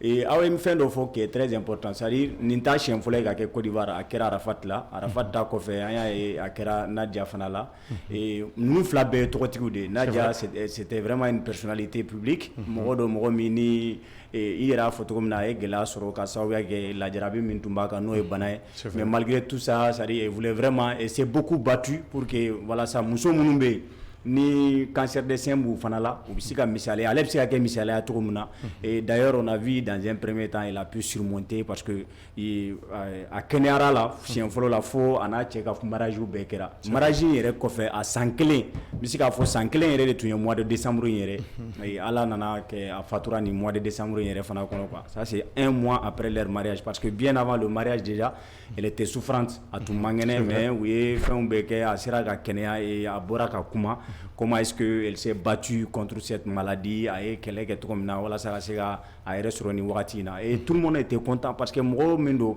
yɛlɛko mɔgɔ dɔ quoi a bɛ bɛɛ layɛlɛ c'est vrai que joie de vivre b'a la kojugu quoi donc o bɛɛ kɔfɛ tu vois bon bana min don bɛɛ b'a dɔn ni cancer kɔni surtout ale ta tun bɛ niveau mun na cɔrɔ c'est sûr que a tun bɛ dɔnba kɔnɔ de quoi voilà donc o bɛɛ kɛra maintenant o tɔgɔtigi kama Arafat ta kɛra nin fana ta kɛra mais là où peut-être Musa ye kuma dɔ fɔ qui est important a ko ko yali u sera ka don cogo di mun la u ma se ka gardien bon i b'a dɔn kuma dɔ la cimetière ninnu bɛ bonya gardien ma c'est à dire que cimetière dɔw bɛ i bɛ taa sɔrɔ a ka bon mais nin yɔrɔ la ne bɛ se ka mun fɔ dɔrɔn peut-être maa mun ta ye su ye maa mun surtout e b'a dɔn tɔgɔtigi de don est-ce que ninnu n'a ɲɔgɔnnaw dɔ la enterrement kɔfɛ est-ce qu'il n'est pas nécessaire i ka mɔgɔ dɔ bila u ka garder même si c'est pendant une semaine ou 2 semaines u ka se ka garder monter ça c'est possible quoi parce que on sait que déjà ko kelen kɛra donc ça c'est déjà un avertissement mais est-ce qu'il y a Arafat Tamaké même après un mois ouais non Arafat ta kɛra don mun na yɛrɛ o don yɛrɛ o don de don o don yɛrɛ Arafat pas un mois Arafat ta kɛra don mun na yɛrɛ o don yɛrɛ de u taara nin waleya kɛ c'est-à-dire que mɔgɔw ye su dɔli min kɛ k'u ko don ne ka taga Arafat ta yɛrɛ ne bɛ se k'a fɔ nin yɛrɛ mɛnna ni Arafat ta yɛrɛ parce que Arafat ta la nin kɔni nin sira mais Arafat ta la mɔgɔw ye siriw ɲɛ la ka c'est à dire que dugusɛjɛ wagati u taara ka taa su dɔn maintenant u y'u ko don minnu taara su dɔn dɛ olu y'u ko don ka taa même pas quelques heures mɔgɔw taara ka taa nin waleya et d'ailleurs pour Nadia la o yɛrɛ sutura dɔɔni kɛra o la parce que le gars en question n'a pas pu c'est à dire que faire comment extraire le cercueil a ma se k'a labɔ walasa ka se ka fɛnw dɔ kɛ mais Arafat ta la u ye cercueil ni fɛnw bɛɛ de bɔ k'a dayɛlɛ yɛrɛ o bɛɛ kɛra c'est-à-dire que ka tila k'a sama o bɛɛ kɛra Arafat ta la olu fɛn ninnu bɛɛ kɛra donc c'est-à-dire c'est pour dire que ni n'a ɲɔgɔnnaw dɔw kɛra surtout tɔgɔtigiw il va falloir que mɔgɔw ka mɔgɔ dɔw minɛ bila ye u ka garder quoi c'est-à-dire que u ka kaburu in yɛrɛ garder c'est pourquoi i b'a ye kuma dɔ la tɔgɔtigiw dɔw yɛrɛ b'a laɲini n'a yan'u ka fatu yɛrɛ u b'a fɔ ko n'u fatura ko k'u su dɔw yɛrɛ fɛ yen beaucoup de personnes c'est à dire que tɔgɔtigi caman b'a fɔ quoi tɔgɔtigi caman de b'a fɔ parce que i b'a dɔn ni fɛn kelenw de bɛ mɔgɔw la motiver ninnu na quoi i bɛ taa sɔrɔ Musa ye min fɔ dɔrɔn de don c'est à dire que spiritualité ko de don i bɛ taa sɔrɔ voilà mɔgɔ dɔw b'a fɔ a ye taa nin waleya n'a ye nin kɛ mɔgɔ tɔgɔtigi de don n'aw sera ka nana olu dɔ ye a bolo bɛ sɔrɔ ka nana da diɲɛ ou bien a nu bɛ a fɛn dɔ c'est à dire ainsi de suite quoi u b'olu fɛn ninnu de laɲini k'a fɔ ko mɔgɔw kana n'a ɲɔgɔn donc n'o bɛ togoya min na n'i ka tɔgɔtigi de don n'a su tɛ se ka don i fɛ mieux vaut que a bɛ don yɔrɔ min na i ka gardiw dɔw ta k'a monter même si c'est un mois ou bien même si c'est 2 semaines olu ka se k'u janto a la kosɛbɛ yanni kow ka c'est à dire que kow ka da quoi sinon n'o ma kɛ wallahi mɔgɔw bɛ kariya ka fɛn suguya bɛɛ lajɛlen kɛ donc ne bɛ min fɔ dɔrɔn c'est à dire an bɛ min laɲini autorité ivoirienne ka wulikajɔ caman kɛ nin na walasa ka se k'a dɔn mun de ye cɛ bila ka nin waleya mun de y'a to a ye nin kɛ parce que moi selon les informations que j'ai recueillies à travers les réseaux sociaux il y a ivoiriens dɔw bɛ yen il y a des ivoiriens aussi qui sont sur les toiles minnu ye activistes ye beaucoup se sont prononcés sur ces sujets caman y'a jira k'a fɔ ko il faut que ça cesse il faut que a ka dabila ko parce que ko a kɛra siɲɛ fɔlɔ la nin fana filɛ nin y'a siɲɛ filanan ye donc cette fois-ci ko Arafat ta kɛra ko foyi ma bɔ a la c'est à dire Arafat ta kɔfɛ enquête ma dayɛlɛ foyi ma bɔ a la foyi quoi donc ko Zeyna ta il faut que a ka sen ka taga fo ka taa fɔ ko tiɲɛ bangena mɔgɔ min y'a kɛ a y'a kɛ ni hakilina jumɛn de ye mun de y'a bila ka nin kɛ jɔn de b'a kɔfɛ jɔn de y'a bila ka taga nin kɛ ou bien a yɛrɛ de y'a kɛ a y'a kɛ ni mun ye donc pour que mɔgɔw ka se k'a dɔn walasa don n'a nataw la a ɲɔgɔnna wɛrɛw kana se ka produit u ka jamana kɔnɔna la quoi kuma caman fɔra ye moi j'ai même vu certains internautes ivoiriens dire que ko cɛ ye nin waleya c'est à dire que k'a ko Ala de y'ale ci ko cɛ ka cɛ to kɛnɛ kan ye k'a tun bɛ k'a fɔ ko Ala de y'ale ci quoi mɔgɔ minnu nana ka na a minɛ ko donc k'a ko Ala de y'ale ci ko de y'a to a ye nin kɛ bon o ye olu yɛrɛ ka kumaw ni fɛnw ye mais en tout cas ce qui s'est quand même passé franchement on condamne ça c'est inhumain c'est à dire que maa si tɛ se ka nin hadamaden yɛrɛ tɛ se k'i to i yɛrɛ bakun na cɔrɔnɔ ko nin baaraw bɛ waleya i ɲɛna k'a fɔ k'a tɛ fɛn k'i la quoi franchement on condamne on a été indigné diɲɛ laban in kɔni na an bɛ nin fɛn bɛɛ jɛ fɔ ala yɛrɛ fɛ Mali la yan dɔ de la caman bɛ kɛ yan yɔrɔ la an ka jamana kɔnɔ yan an delila ka dɔ ta fɔ Sabalibugu voilà c'est-à-dire que a bɛ kɛ a caman bɛ kɛ o ka min bɔ de bɛ k'o kalama sinon c'est des phénomènes caman de bɛ kɛ parce que farafinna an b'a dɔn k'a fɔ fɛn rituels bɛ k'a la dɔw b'a kɛ ni baarafɛnw ye si kaburu est-ce que commune yɛrɛ la hali bibiden dɔ si dɔ de ka taa bibiden dɔ fana bɔ a bɛ kɛ fan bɛɛ non a bɛ kɛ fan bɛɛ o a bɛ kɛ fan bɛɛ mais a tɔgɔtigilama parce que maaw ɲɛ jɔlen don o fɛ sinon farafinna fɛn k'a fɔ k'a bɛ kɛ Ivoire dɔrɔn de o dɔrɔn tɛ mais n'i y'a ye tɔw ta phénomène tɛ taa yɔrɔ jan parce que i b'a sɔrɔ a bɛ kɛ mɔgɔ minnu na tɔgɔtigiw tɛ a bɛ dan yɔrɔ de la tɔgɔtigi de ka ko il paraît-il que u taara karisa su donc o bɛ taa di Arafati ta n'o kuma fɔra est-ce que o bɛ dan soda la nin fana ta tɛ dan soda la o ko pour que Musa yɛrɛ ka kuma sɔn ne bɛ se k'a fɔ yɛrɛ n'i y'a ye nin sera ka dɔn ne ye mɔgɔ sera ka se parce que a tun bɛ ka se kaburu ma tɔgɔtigi kaburu de don sinon n'o tun tɛ moi je suis sûr que a caman kɛra yen mais mɔgɔw ma bɔ a kalama parce que nin ye tɔgɔtigi ye et ala kaburu mɔgɔw b'a dɔn ko karisa de kaburu ye nin ye quoi ouais je pense que u kan ka mesure siga t'o la parce que chaque fois n'a fɔra nin bɛ kɛ et puis a phénomène bɛ répandu a ma ɲi jamana ma quoi a ma ɲi yɛrɛ de c'est même pas bon d'accord de toute façon an bɛ ala k'a ko tiɲɛ bange je fɔ an fana tɛ dugawu kɛ sa e ni Musa ni ala y'an ka kalifa ma an t'a fɔ an denw ye u k'an su don an ka so o nɔnɔ la je fɔ tɔgɔ t'an na sa nka fitinin mun b'an na ala e ni dabara ye ni maa min y'an dabara ninnu sɔrɔ ka taa lasara je fɔ an t'o dugawu kɛ tɔnɔ e b'a fɔ n denw ka taa n bila n faso la i faso la voilà o ka taa n'a ye n fa ka dugu la bon a bɛɛ kelen sa n'u taara ni n fa ka dugu la ayi n b'a fɔ n denw ye u ka taa ni n fa ka dugu la quoi parce que yen bon hali n'a donna so kɔnɔ kojugu tɛ o ne ka so kɔnɔ yɛrɛ tɛrɛ bɛ k'i jiri dɛ ne yɛrɛ ka kuru bɛ ne bɛ taa Segu wa ne bɛna n ka kuru ɲini ka Jɛma a tɛ ka Segu la yɛrɛ bon n bɛ taa a bɛ ka miiri dɛ ko est-ce que a ka tɛ ka sɔrɔ la dɛ ayi n bɛ taa Segu nka ko ninnu bɛ taa bon komi a ma deli ka kɛ Segu kɔnɔ i y'a ye mais n'a donna du kɔnɔ fana o tɛ baasi y'a kɔnɔ ka miiri o la fɛ voilà ala n'a cɛ janya sa ala k'a tɔ to san 50 hali bi merci jama an bɛ saniya industrie bɛɛ fɔ waleɲuman dɔn k'a fɔ maliyɛn bɛɛ ye anw dɛmɛbaga dɔ ye saniya mɔgɔ ye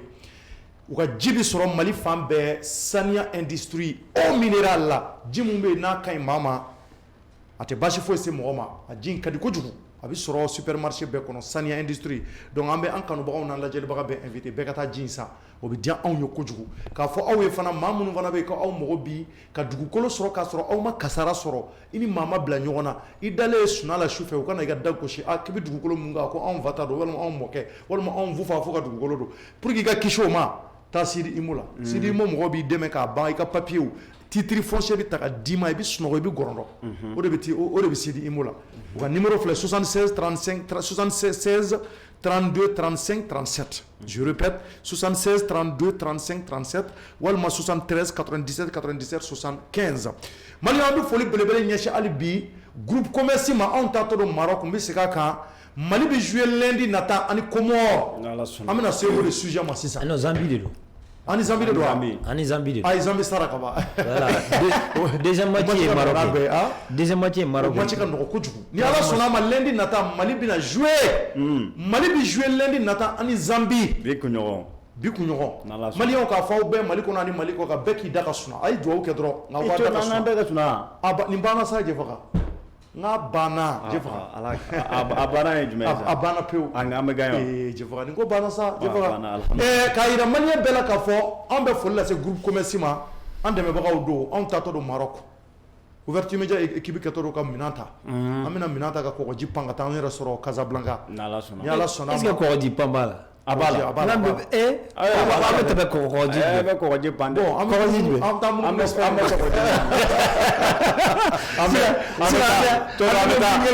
taa Sahara ba in tigɛ ka taara tourisme n'a taara kɔgɔji sanfɛ n'a ye kɔgɔji tigɛ cɔrɔ ye marakare ne b'a fɔ politique ma b'a ka tigɛ espace ye aw ye marakaw ye bɛɛ b'i digi quoi wallahi e ko bɛ dɛ donc an bɛ jɔ an b'a fɔ groupe commerce mɔgɔ an b'u fɔ pɔliki k'a fɔ maliyɛn bɛɛ groupe commerce ko ka da u tulo kan k'u bi tombola belebeleba la nin décembre kalo in na fo ka taa kun cɛ n'aw taara sanni kɛ li ɲɛnamaw de bɛ li ɲɛnamaw denmisɛnninw ta ni mɔgɔkɔrɔba taw ani cuisine minɛnw o originalu a caman bɛ yen bureau kɔnɔ minɛnw caman bɛ yen ani ka bila cuisine minɛnw ani ka bila ɲɛgɛn kɔnɔ minɛn dafalen bɛɛ bɛ yen les carreaux marbre carreaux minnu bɛ yen n'u bɛ wele ko carreau marbre o caman bɛ yen salon kɔnɔ minɛn dafalen bɛ yen tapis original minnu bɛ bɔ circuit Espagne Cristiano bi jamana min na tɔgɔ Portugal voilà Portugal de donc tapis minnu bɛ bɔ o dugu ninnu na o caman de bɛ sɔrɔ groupe commerce la ko k'a fɔ maliyɛn bɛɛ n'i taara sanni kɛ n'a sɔrɔ tapis ye 100 ye n'i tɛgɛ don buluni kɔnɔ n'i bɛna ni moins 30% ye o bɛ bɔ a la ni garisɛgɛ bɛna moins 50 ma camancɛ bɛ tigɛ ka bɔ a la donc k'a fɔ bɛɛ ka bɔ aw ka taa u jabala filɛ nin ye palais de sport kɛrɛfɛ n'i sera yen dɔrɔn ɲininkali kɛ ko groupe commerce walima a k'u wele 76 25 25 96 n'a y'u wele o la a bɛ se ka kibaruya caman sɔrɔ o tɛmɛnen kɔfɛ an bɛ foli lase biscuit empire ma biscuit min bɛ yen n'a ka di denmisɛnninw ni maakɔrɔbaw ye u ye nin fɔ biscuit na ka na a ja fɛ anw y'a bɛɛ dun ka ban yan sinon a fɔra k'an ka to ka yira mɔgɔw la nka a bɛɛ banna u bɛna tila ka na dɔn ɲɛ t'a la bɔ ni yɛrɛ tɔ tora kelen tellement k'a ka di an y'a bɛɛ dun a ka di dɛ a ka di dɛ Jɛfaga i tɛ nin kelen nin dun an ka to ka nin yira mɔgɔw la Jɛfaga ayi a tɔrɔ i bɛn'o fana dun wa i bɛ to ka carton yira i bɛ to ka carton yira Jɛfaga ale ka nin kelen nin fana to sa tɔrɔ i bɛ carton yira sa n'i ye nin dun n'o fila dɔ e ma kelen dun wa Jɛfaga a kari ayi foyi tɛ kari ne n'ale ye dɔ dun a kari fila ne n'ale ye dɔ dun kari fila sa tɔrɔ fɛn min dabɔra ma Ayisa tɔrɔ dabɔra maa kelen de kama dɔ sa dun fana k'o nɛnɛ e bɛ se k'o kɛ na Jɛfaga ayi bon i ye n terikɛ ye sa i ye n terikɛ ye n balima ye dɔ di yan joona carnaval la an bɛ foli lase carnaval ma maliyɛnw k'a fɔ fana bɛ orange mɔgɔw fɔ k'u waleɲuman dɔn orange fana bɛ ka accompagner nin baara ɲuman in na orange mali an b'u fɔ k'u waleɲuman dɔn bi bi in na mali kɔnɔ réseau hakika réseau min bɛ yen n'an bɛ se ka girin k'an jigi d'a kan n'a gɛlɛyara o ye orange awɔ o kɔni i bɛ se ka kuma bɛɛ fɔ kɔni fo orange ko ye réseau min ko réseau ka ɲi dɛ a réseau ka ɲi wa ni mali ko wulila u b'a bɛɛ k'u kungo ye an bɛ orange mɔgɔw fɔ u ka dɛmɛ na carnaval filɛ Musa di dɔ dun ne dɔ dun e dɔ dun wa i t'a to n ka dɔɔni di ma na a ka ɲi a ka ɲi a ka jugu tɔnɔ yɛrɛ ɲina an ka avion billettigiw kɔ dɛ top 10 top 10 fana de y'anw accompagner Jɛfaga top 10 anw ka nin wulikajɔ in na ka taa Maroc u ye billet de ta an ye billet couverture média a da ka sunɔgɔ billet bɛna ta aw ye billet an bɛna billet ta aw ye a ka don billet kɔnɔ a ka don pankuru kɔnɔ ka taa joona joona donc an b'a fɔ maliyɛn bɛɛ Mali kɔnɔ ani Mali kɔ kan groupe commerce tɛmɛnen kɔfɛ ka bɔ yen orange fana olu fana bɛ k'an dɛmɛ ani top 10 top 10 mɔgɔw u bɛ taa ni mɔgɔ ye aji la pèlerinage fo ka taa se n'i bɛ taa furakɛliw la u bɛ mɔgɔw accompagner o fana na donc top 10 an bɛna segin k'a fɔ ko nɛgɛjuru sira an bɛna o de yira aw la sisan k'a fɔ maliyɛn bɛɛ Mali kɔnɔ ani Mali kɔ kan a bɛ se ka u wele u ka numéro la n'o ye 00 223 20 21 33 33 20 21 33 33 n'a y'u wele an mago bɛ kibaruya fɛn fɛn la a b'a bɛɛ sɔrɔ Jɛfaga an ka entraîneur ko k'ale bɛ fɛ k'a n'a ka équipe bɛ segin ni Ala sɔnna a ma le 18 janvier ka na Mali la le combien le 18 janvier k'u bɛ segin ka na Mali la le 19 de don a ye 19 de ye k'a b'a fɛ le 19 quand même u ka segin ka na ni coupe ye o ye kibaruya duman ye o b'a yira ko taabolo ka ɲi o b'a yira an ka entraîneur yɛrɛ dalen b'a la an ka joueur ninnu u bɛ n'an kunna wolo o b'a yira k'a fɔ an dalen b'a la entraîneur a b'a dɔn joueur minnu b'an bolo u bɛna Maroc ci u bɛna Zambie ci u bɛna Comore ci wa final la an ni jɔnni bɛna bɛn final la Maroc an bɛ tila ka Maroc ci tuguni ale yɛrɛ dun ale de tugu la an bɛ ale retour kɛ Maroc la ka Maroc ci f'u fa jamana kɔnɔ anw de bɛna kɛ ko mun ɲɔgɔn ma deli ka kɛ anw de bɛna o kɛ sen na ni Ala sɔnna a ma ka na Musa e dalen b'o la ne dalen b'a la kuma b'i bolo Thierno an bɛ se k'a fɔ effectif na joueurs tila bɛɛ an bɛ se k'a fɔ 28 joueurs de taara joueurs 14 olu ye CAN tɛmɛnen in ta o joueurs 14 na joueurs minnu fana bɛ yen joueurs 2 bɛ yen olu ma CAN tɛmɛnen tɛmɛ expérience b'a a joueurs caman na ka tɛmɛ kɔrɔlen kan donc ce qui veut dire que l'erreur n'est pas permise a bɛ ka erreur ko u bɛ na taa denmisɛnninya b'u la mɔgɔ caman minnu recruter la an ka ninnu min reconduit la a caman bɛ yen expérience b'a la Yves Bissouma ka nali bon mɔgɔw b'a fɔ k'a tɛ forme na a bɛ bana na bon ale ta certainement c'est pour le vestiaire ka mɔgɔw galvaniser et en même temps aussi k'u motiver an y'a ye k'a fɔ Camerounais ka joueur dɔ tun bɛ yen Jérémy Dita i b'a sɔrɔ club la yɛrɛ a tɛ jouer ten kosɛbɛ mais n'a seginna ka na Cameroun a tun bɛ kabako bɛɛ de lamaga donc c'est là moi je pense que nous quand on juge le maçon au pied du mur. Les sélections mon kera l'ici faut être nga faut comme unanimité que mon be sont mis à 100%, mais la majeure partie vous plaignez Yves Bissouma là. Ah voilà. Il faudra que Yves Bissouma bora et Yves Bissouma ka bora blessure là. Oui, a bora blessure là. On plaignez là, qu'est-ce que Yves Bissouma na c'est ka jouer gagner. Il va faut corolia. Voilà, parce que on n'embêta pas voilà, donc mais est-ce que tu as un problème donné boulot? Non, au comment au beka fo, jatemina o do yo ira ko be, mais il va soro a talent na fa ore kam. Il va soro do be o lubita ou na fa vestiaire. Ou se ka joru fara no ni kelebe, ou se ka mo galvaniser parce que tout ça là ça compte dans le foot. Le football n'est pas que physique que sur la pelouse, mais il est aussi psychologique. Hakina état d'esprit do quoi. Nous fona kain ou beke sababouye, joru fona bise ka galvaniser. Et je pense que Mathis Sabadeba Mbolo Ninkaloina, on va jouer le 22, le 26 à le 29. Le 22, le lundi au bébé en Zambie. Le 26 au match de Gagelen, Kosobe, même contre Zambie, parce qu'en bas, donc, Zambie a forcé à un championnat aujourd'hui. Souvent, c'est des joueurs qui se connaissent, ils ont le même football. On s'en souvient, Prime, Côte d'Ivoire Prime. Dieu Drogba, Nounia, Noubé, Watimna, Oubouka Tanfla Fila, fin de août, je pense bien en 2012. Ou bien en 2000, combien, ou bien 13. C'est en 2012. Voilà. Donc, fin août, Zambie août, là, Webe, voilà, en finale là, Kakuputa. Donc, ça veut dire que la Zambie, c'est un pays de foot et en même temps, expérience, histoire, parce qu'on fait un bon temps, on fait un pays de foot. Mais en termes de trophées, on sait qu'il faut dépasser là, parce que Oudara, où il y a là, joueurs locaux, donc aux philosophies B. Donc, le premier match, le Mali doit tout faire pour gagner. Parce qu'en deuxième match, c'est contre Maroc. Et troisième match, Comorien. Mais c'est Comorien, sur le Bara Noir. Donc, calcul manga dame dès le départ. Donc, Comorba ira des cas. Peut-être le premier match, quand on gagne, le deuxième match, le Maroc a des joueurs de classe mondiale. Au début, boulot, parce qu'il y a une coupe du monde là-bas. Mais il ne faut pas négliger aussi l'équipe comorienne. Non, on ne peut négliger, mais on a eu un chien là, on a score fleuve là. Non. Parce que attention, quand ils se sont pas mal. Voilà, parce que Anou Bena, tout le monde éliminatoire là, c'est ça. On m'a passé. Anou Bena, chien flanou tio là. Donc je pense que ces deux équipes se connaissent, mais au moins quand on a négligé phase finale là, mais on a mis pour Zambie. La Zambie c'est un pays de foot. On a dit au Tchouga une match la première victoire contre le Maroc.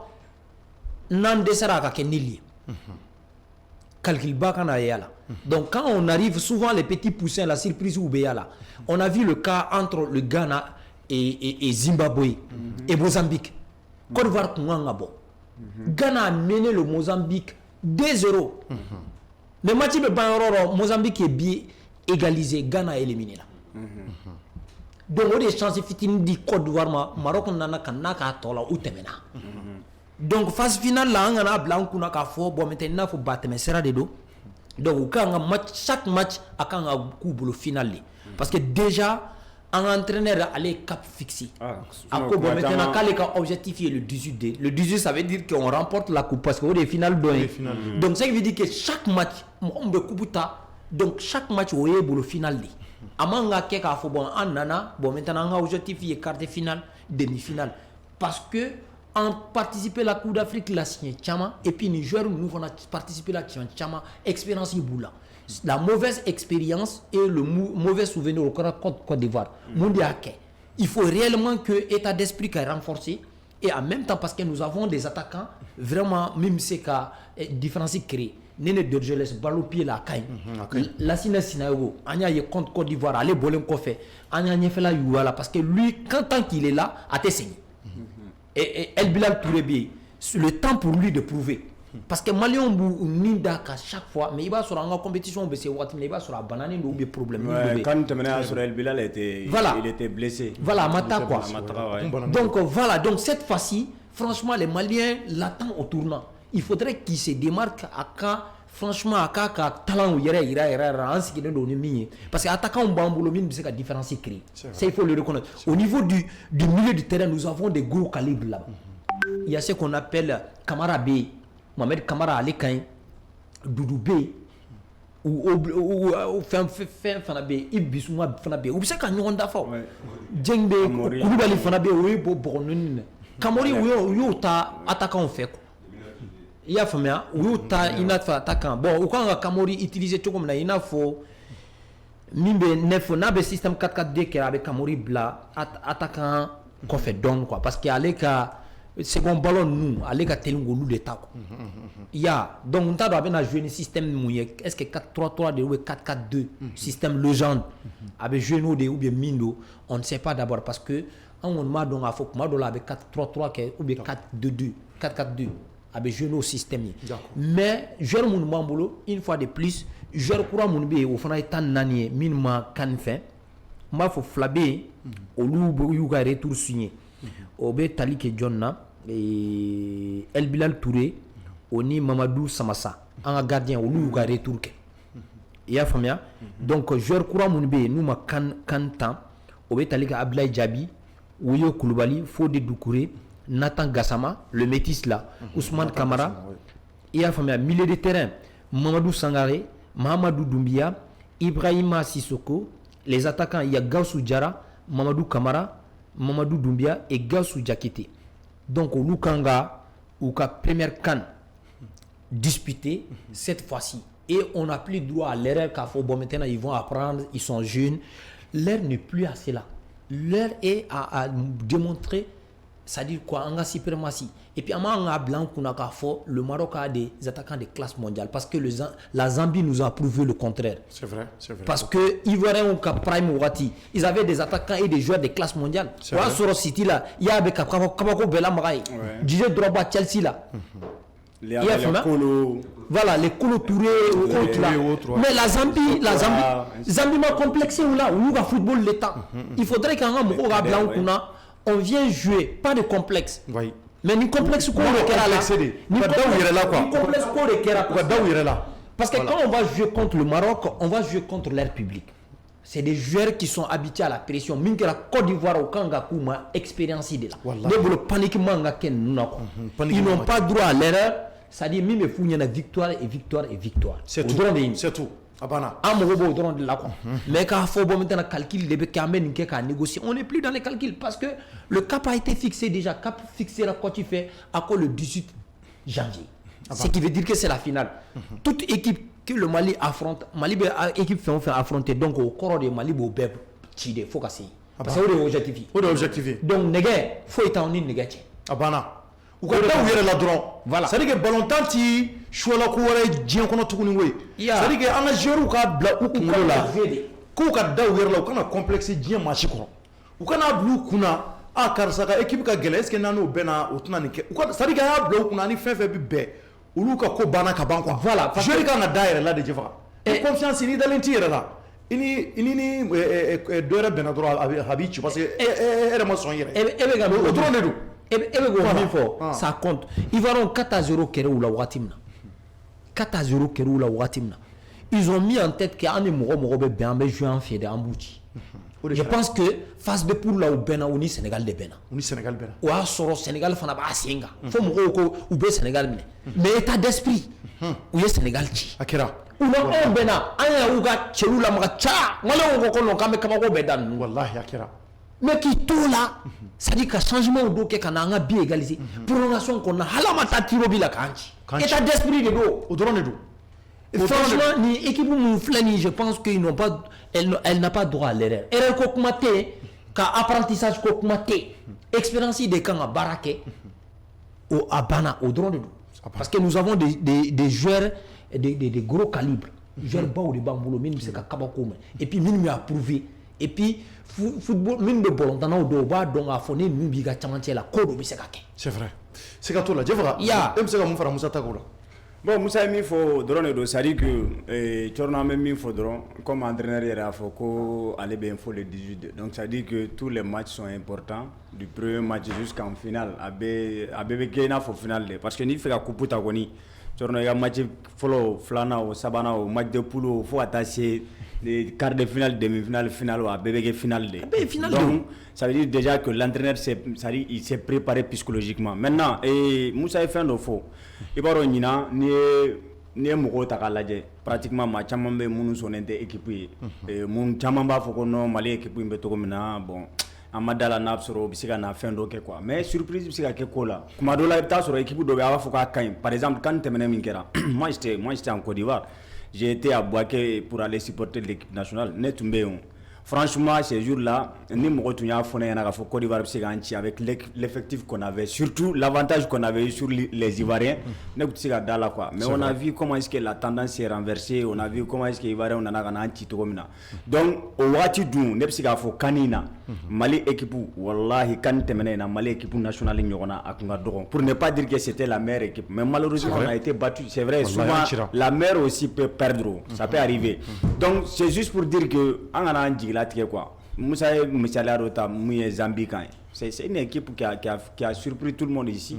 a kɛra 2012 on pensait que voilà jɔn de tun b'a miiri yɛrɛ k'a fɔ ko u bɛ taga fɛn na alors qu'à l'époque ni tun ye u ka équipe in ta k'a lajɛ je crois à part à part quelques joueurs seulement o yɛrɛ olu tun bɛ jouer France championnat la un certain Souzou quoi la ni ma fili n'a bɔra olu la pratiquement a tɔ bɛɛ tun bɛ jouer u yɛrɛ ka championnat donc c'était des joueurs locaux mais aux joueurs locaux ko t'a la quoi c'est-à-dire équipe tɛ ko parce que ko nin ye joueur professionnel c'est vrai professionnel ya yɔrɔ bɛ se ka kɛ sababu ye ka expérience mais ni équipe ye de mɔgɔ minnu bɛ se ka jouer ni n'u bɛ ɲɔgɔn faamuya c'est à dire que n'u bɛɛ bɛ hakilina kɛ n'u bɛ u bɛ défendeli kɛ u bɛ bi dɔn u bɛ yɛlɛ u bɛ jigin ɲɔgɔn fɛ o de ye équipe yɛrɛ ye donc ni an b'a dɔn k'a fɔ an ka équipe se ka kɛ c'est possible que an ka se ka taga fɔ finale la quoi Zambie y'a kɛ Cap-Vert qui connaissait le Cap-Vert, je veux dire. Mais Cap-Vert maintenant est qualifié en Coupe du Monde. Cap-Vert est surprise joli quand nous terminons. On a vu même Gambie. Gambie minflé au Sénégal kɛrɛfɛ. On a vu quand Gambie nous nana kana surprise même Comores. Comores nous tout qualifié pratiquement même Comores c'est des équipes qui se qualifient même pas. Ou tout est qualifié mais tu as vu aujourd'hui que Comores nous bébé gana au bébé où il reste sur phase finale là donc ça dit que en matière de football là ça dit il y a pas une grande équipe ou bien une petite équipe quoi sur le terrain sur la réalité du terrain moi aussi il y a contrôle des gants donc en jija en moga ou Chelsea c'est possible erreur de coaching yanti voilà parce que au moins où Sinago ale kelembe a kumbe ka Ivoire défenseur centraux nous latéral empêché Jorou Dobé alute bido ou ka pression à l'équipe permettait qu'à respirer et en même temps quoi bloc numbe abolu empêcher qu'à remonter mais une fois au Kera ils ont eu un peu ça dit quoi milieu on a de renforcer le ballon filtre chaque fois le ballon filtre à ma main au-delà de ya digra la de au bora Kera na dro ka ballon fin tu vois la dro ya changa ouais parce que là sur équipe sur déjà même on tendait vers la fin du match Jorou sengenao fatigue va commencer donc l'équipe mo kura dodo ka soro anga mamu tumbe peser no ten kaba voilà donc qu'est-ce qui se passe devant le public ivoirien ils avaient rien à perdre parce que quand Kerou la hal nous bora au moins ils ont honoré le pays parce qu'on avancé à organiser l'enfant. Mais le public vous poussé. Et en même temps, il y avait une histoire. Il y a une histoire entre nous. Phase finale, nous, on a éliminateur, on a essayé Ivoire, on a au état d'esprit, beaucoup. À Ghana, nous, c'est Tchogo, on a poto gauche, Tchogo, on a Tchogo, la Tchogo, Amouchi. Au état d'esprit, Fanabi. En mot, on a blanc, on a Foko. Est-ce que. Vas-y. Est-ce que scénario coran au tinaka? Donc je pense que franchement, nous avons coach baraké non seulement sur le plan tactique, sur le plan psychologique aussi, et en même temps au joueur ou quand ou don. N'a fera ou donner jeu de renté parce que l'état mental ça fait partie, l'état aussi psychique ça fait partie, l'état physique ça fait partie.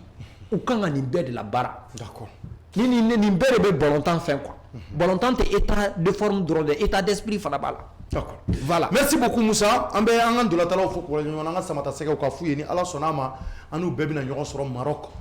kata anga samata sega jugorma tonto ube no kaban ulu yere sira kaban voilà donc on misala la kanani ala sonama am bebi ta katu demeni ala sonama katu sama do la chorno bina ke jefo bina ke bashega na me desere be anga nyimo mangara buba bebe bina ke Maroc ni ala sonama amina ta émission sigi plateau sigi ka kuma nga balontana ka ku encourager an kana tika yɛrɛ la an ka dan yɛrɛ la ni ala sɔnna ma coupe in an bɛ segin n'a ye ba Maliba kɔnɔ o kɔfɛ an bɛ foli an b'a laban ni jumɛn ye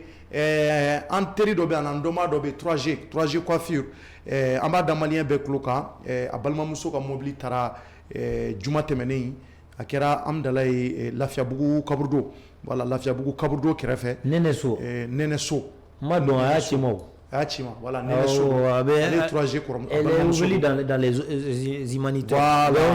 ONG ni fɛnw kɛ ONG international Nɛnɛ So don ni waati na ni ma fili a yɛrɛ ye ne wele a ye n wele a y'a ɲɛfɔ n ye mais 3G fana y'an wele kosɛbɛ ka bonya dan kan a bɛ an kunkolo coiffé a balimakɛ bɛ n'an kunkolo coiffé fo yan donc Nɛnɛ So a ka mobili taara u ka mobili taara Lafiyabugu Kaburudo kɛrɛfɛ juma tɛmɛnen an b'a da maliyɛn bɛɛ tulo kan Mali kɔnɔ ani Mali kɔ kan n'a ye nin mobili in ye a filɛ nin an ka écran kan a ka partager a ka weleli kɛ a ka ɲa ma Ala n'a kira kama a k'an dɛmɛ a k'a lase an ma o de bɛ diya an ye kosɛbɛ mobili in a yɛrɛ ɲɛ b'a la voilà donc a mobili filɛ nin ye bɛɛ ɲɛ b'a la cogo min na donc an b'a fɔ maliyɛn bɛɛ ye bɛɛ ka fara an kan a k'an dɛmɛ mobili in ye je pense que marque jumɛn yɛrɛ don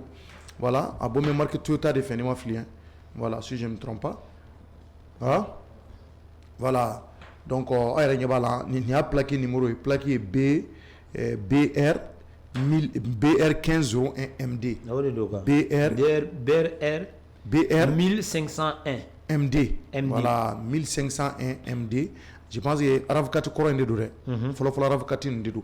donc an b'a fɔ bɛɛ ni mɔgɔ mɔgɔ ye mobili in ye a ka ɲa Ala n'a kira kama a ka nin nɛgɛjuru sira ninnu wele 72 60 26 80 59 72 60 26 59 min se k'a kan 72 26 72 60 26 59 walima 76 41 96 43 walima 76 41 96 43 walima fana 75 00 63 07 walima fana 75 00 63 07 n'a ye mobili in ye a ye ɲa ma Ala kama parce que mobili in taara de maa mun y'a ta siga t'a la a tigi y'a bilalen sɔrɔ Kaburudo kɛrɛfɛ ka mobili ta ka taa n'a ye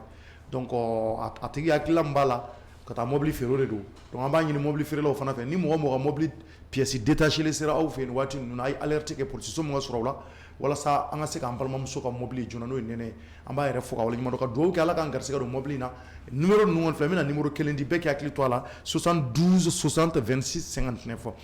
an bɛ dugawu kɛ Ala k'an garisɛgɛ don mobili in na maliyɛnw k'aw fo Mali kɔnɔ ani Mali kɔ kan aw balimakɛ n'aw denkɛ don Cɔribugu Ouverture Media la ani ka bila Mahamadu Jefaga ani ka bila Musa Konate Énergie FM na a k'an bɛn waati wɛrɛ au revoir merci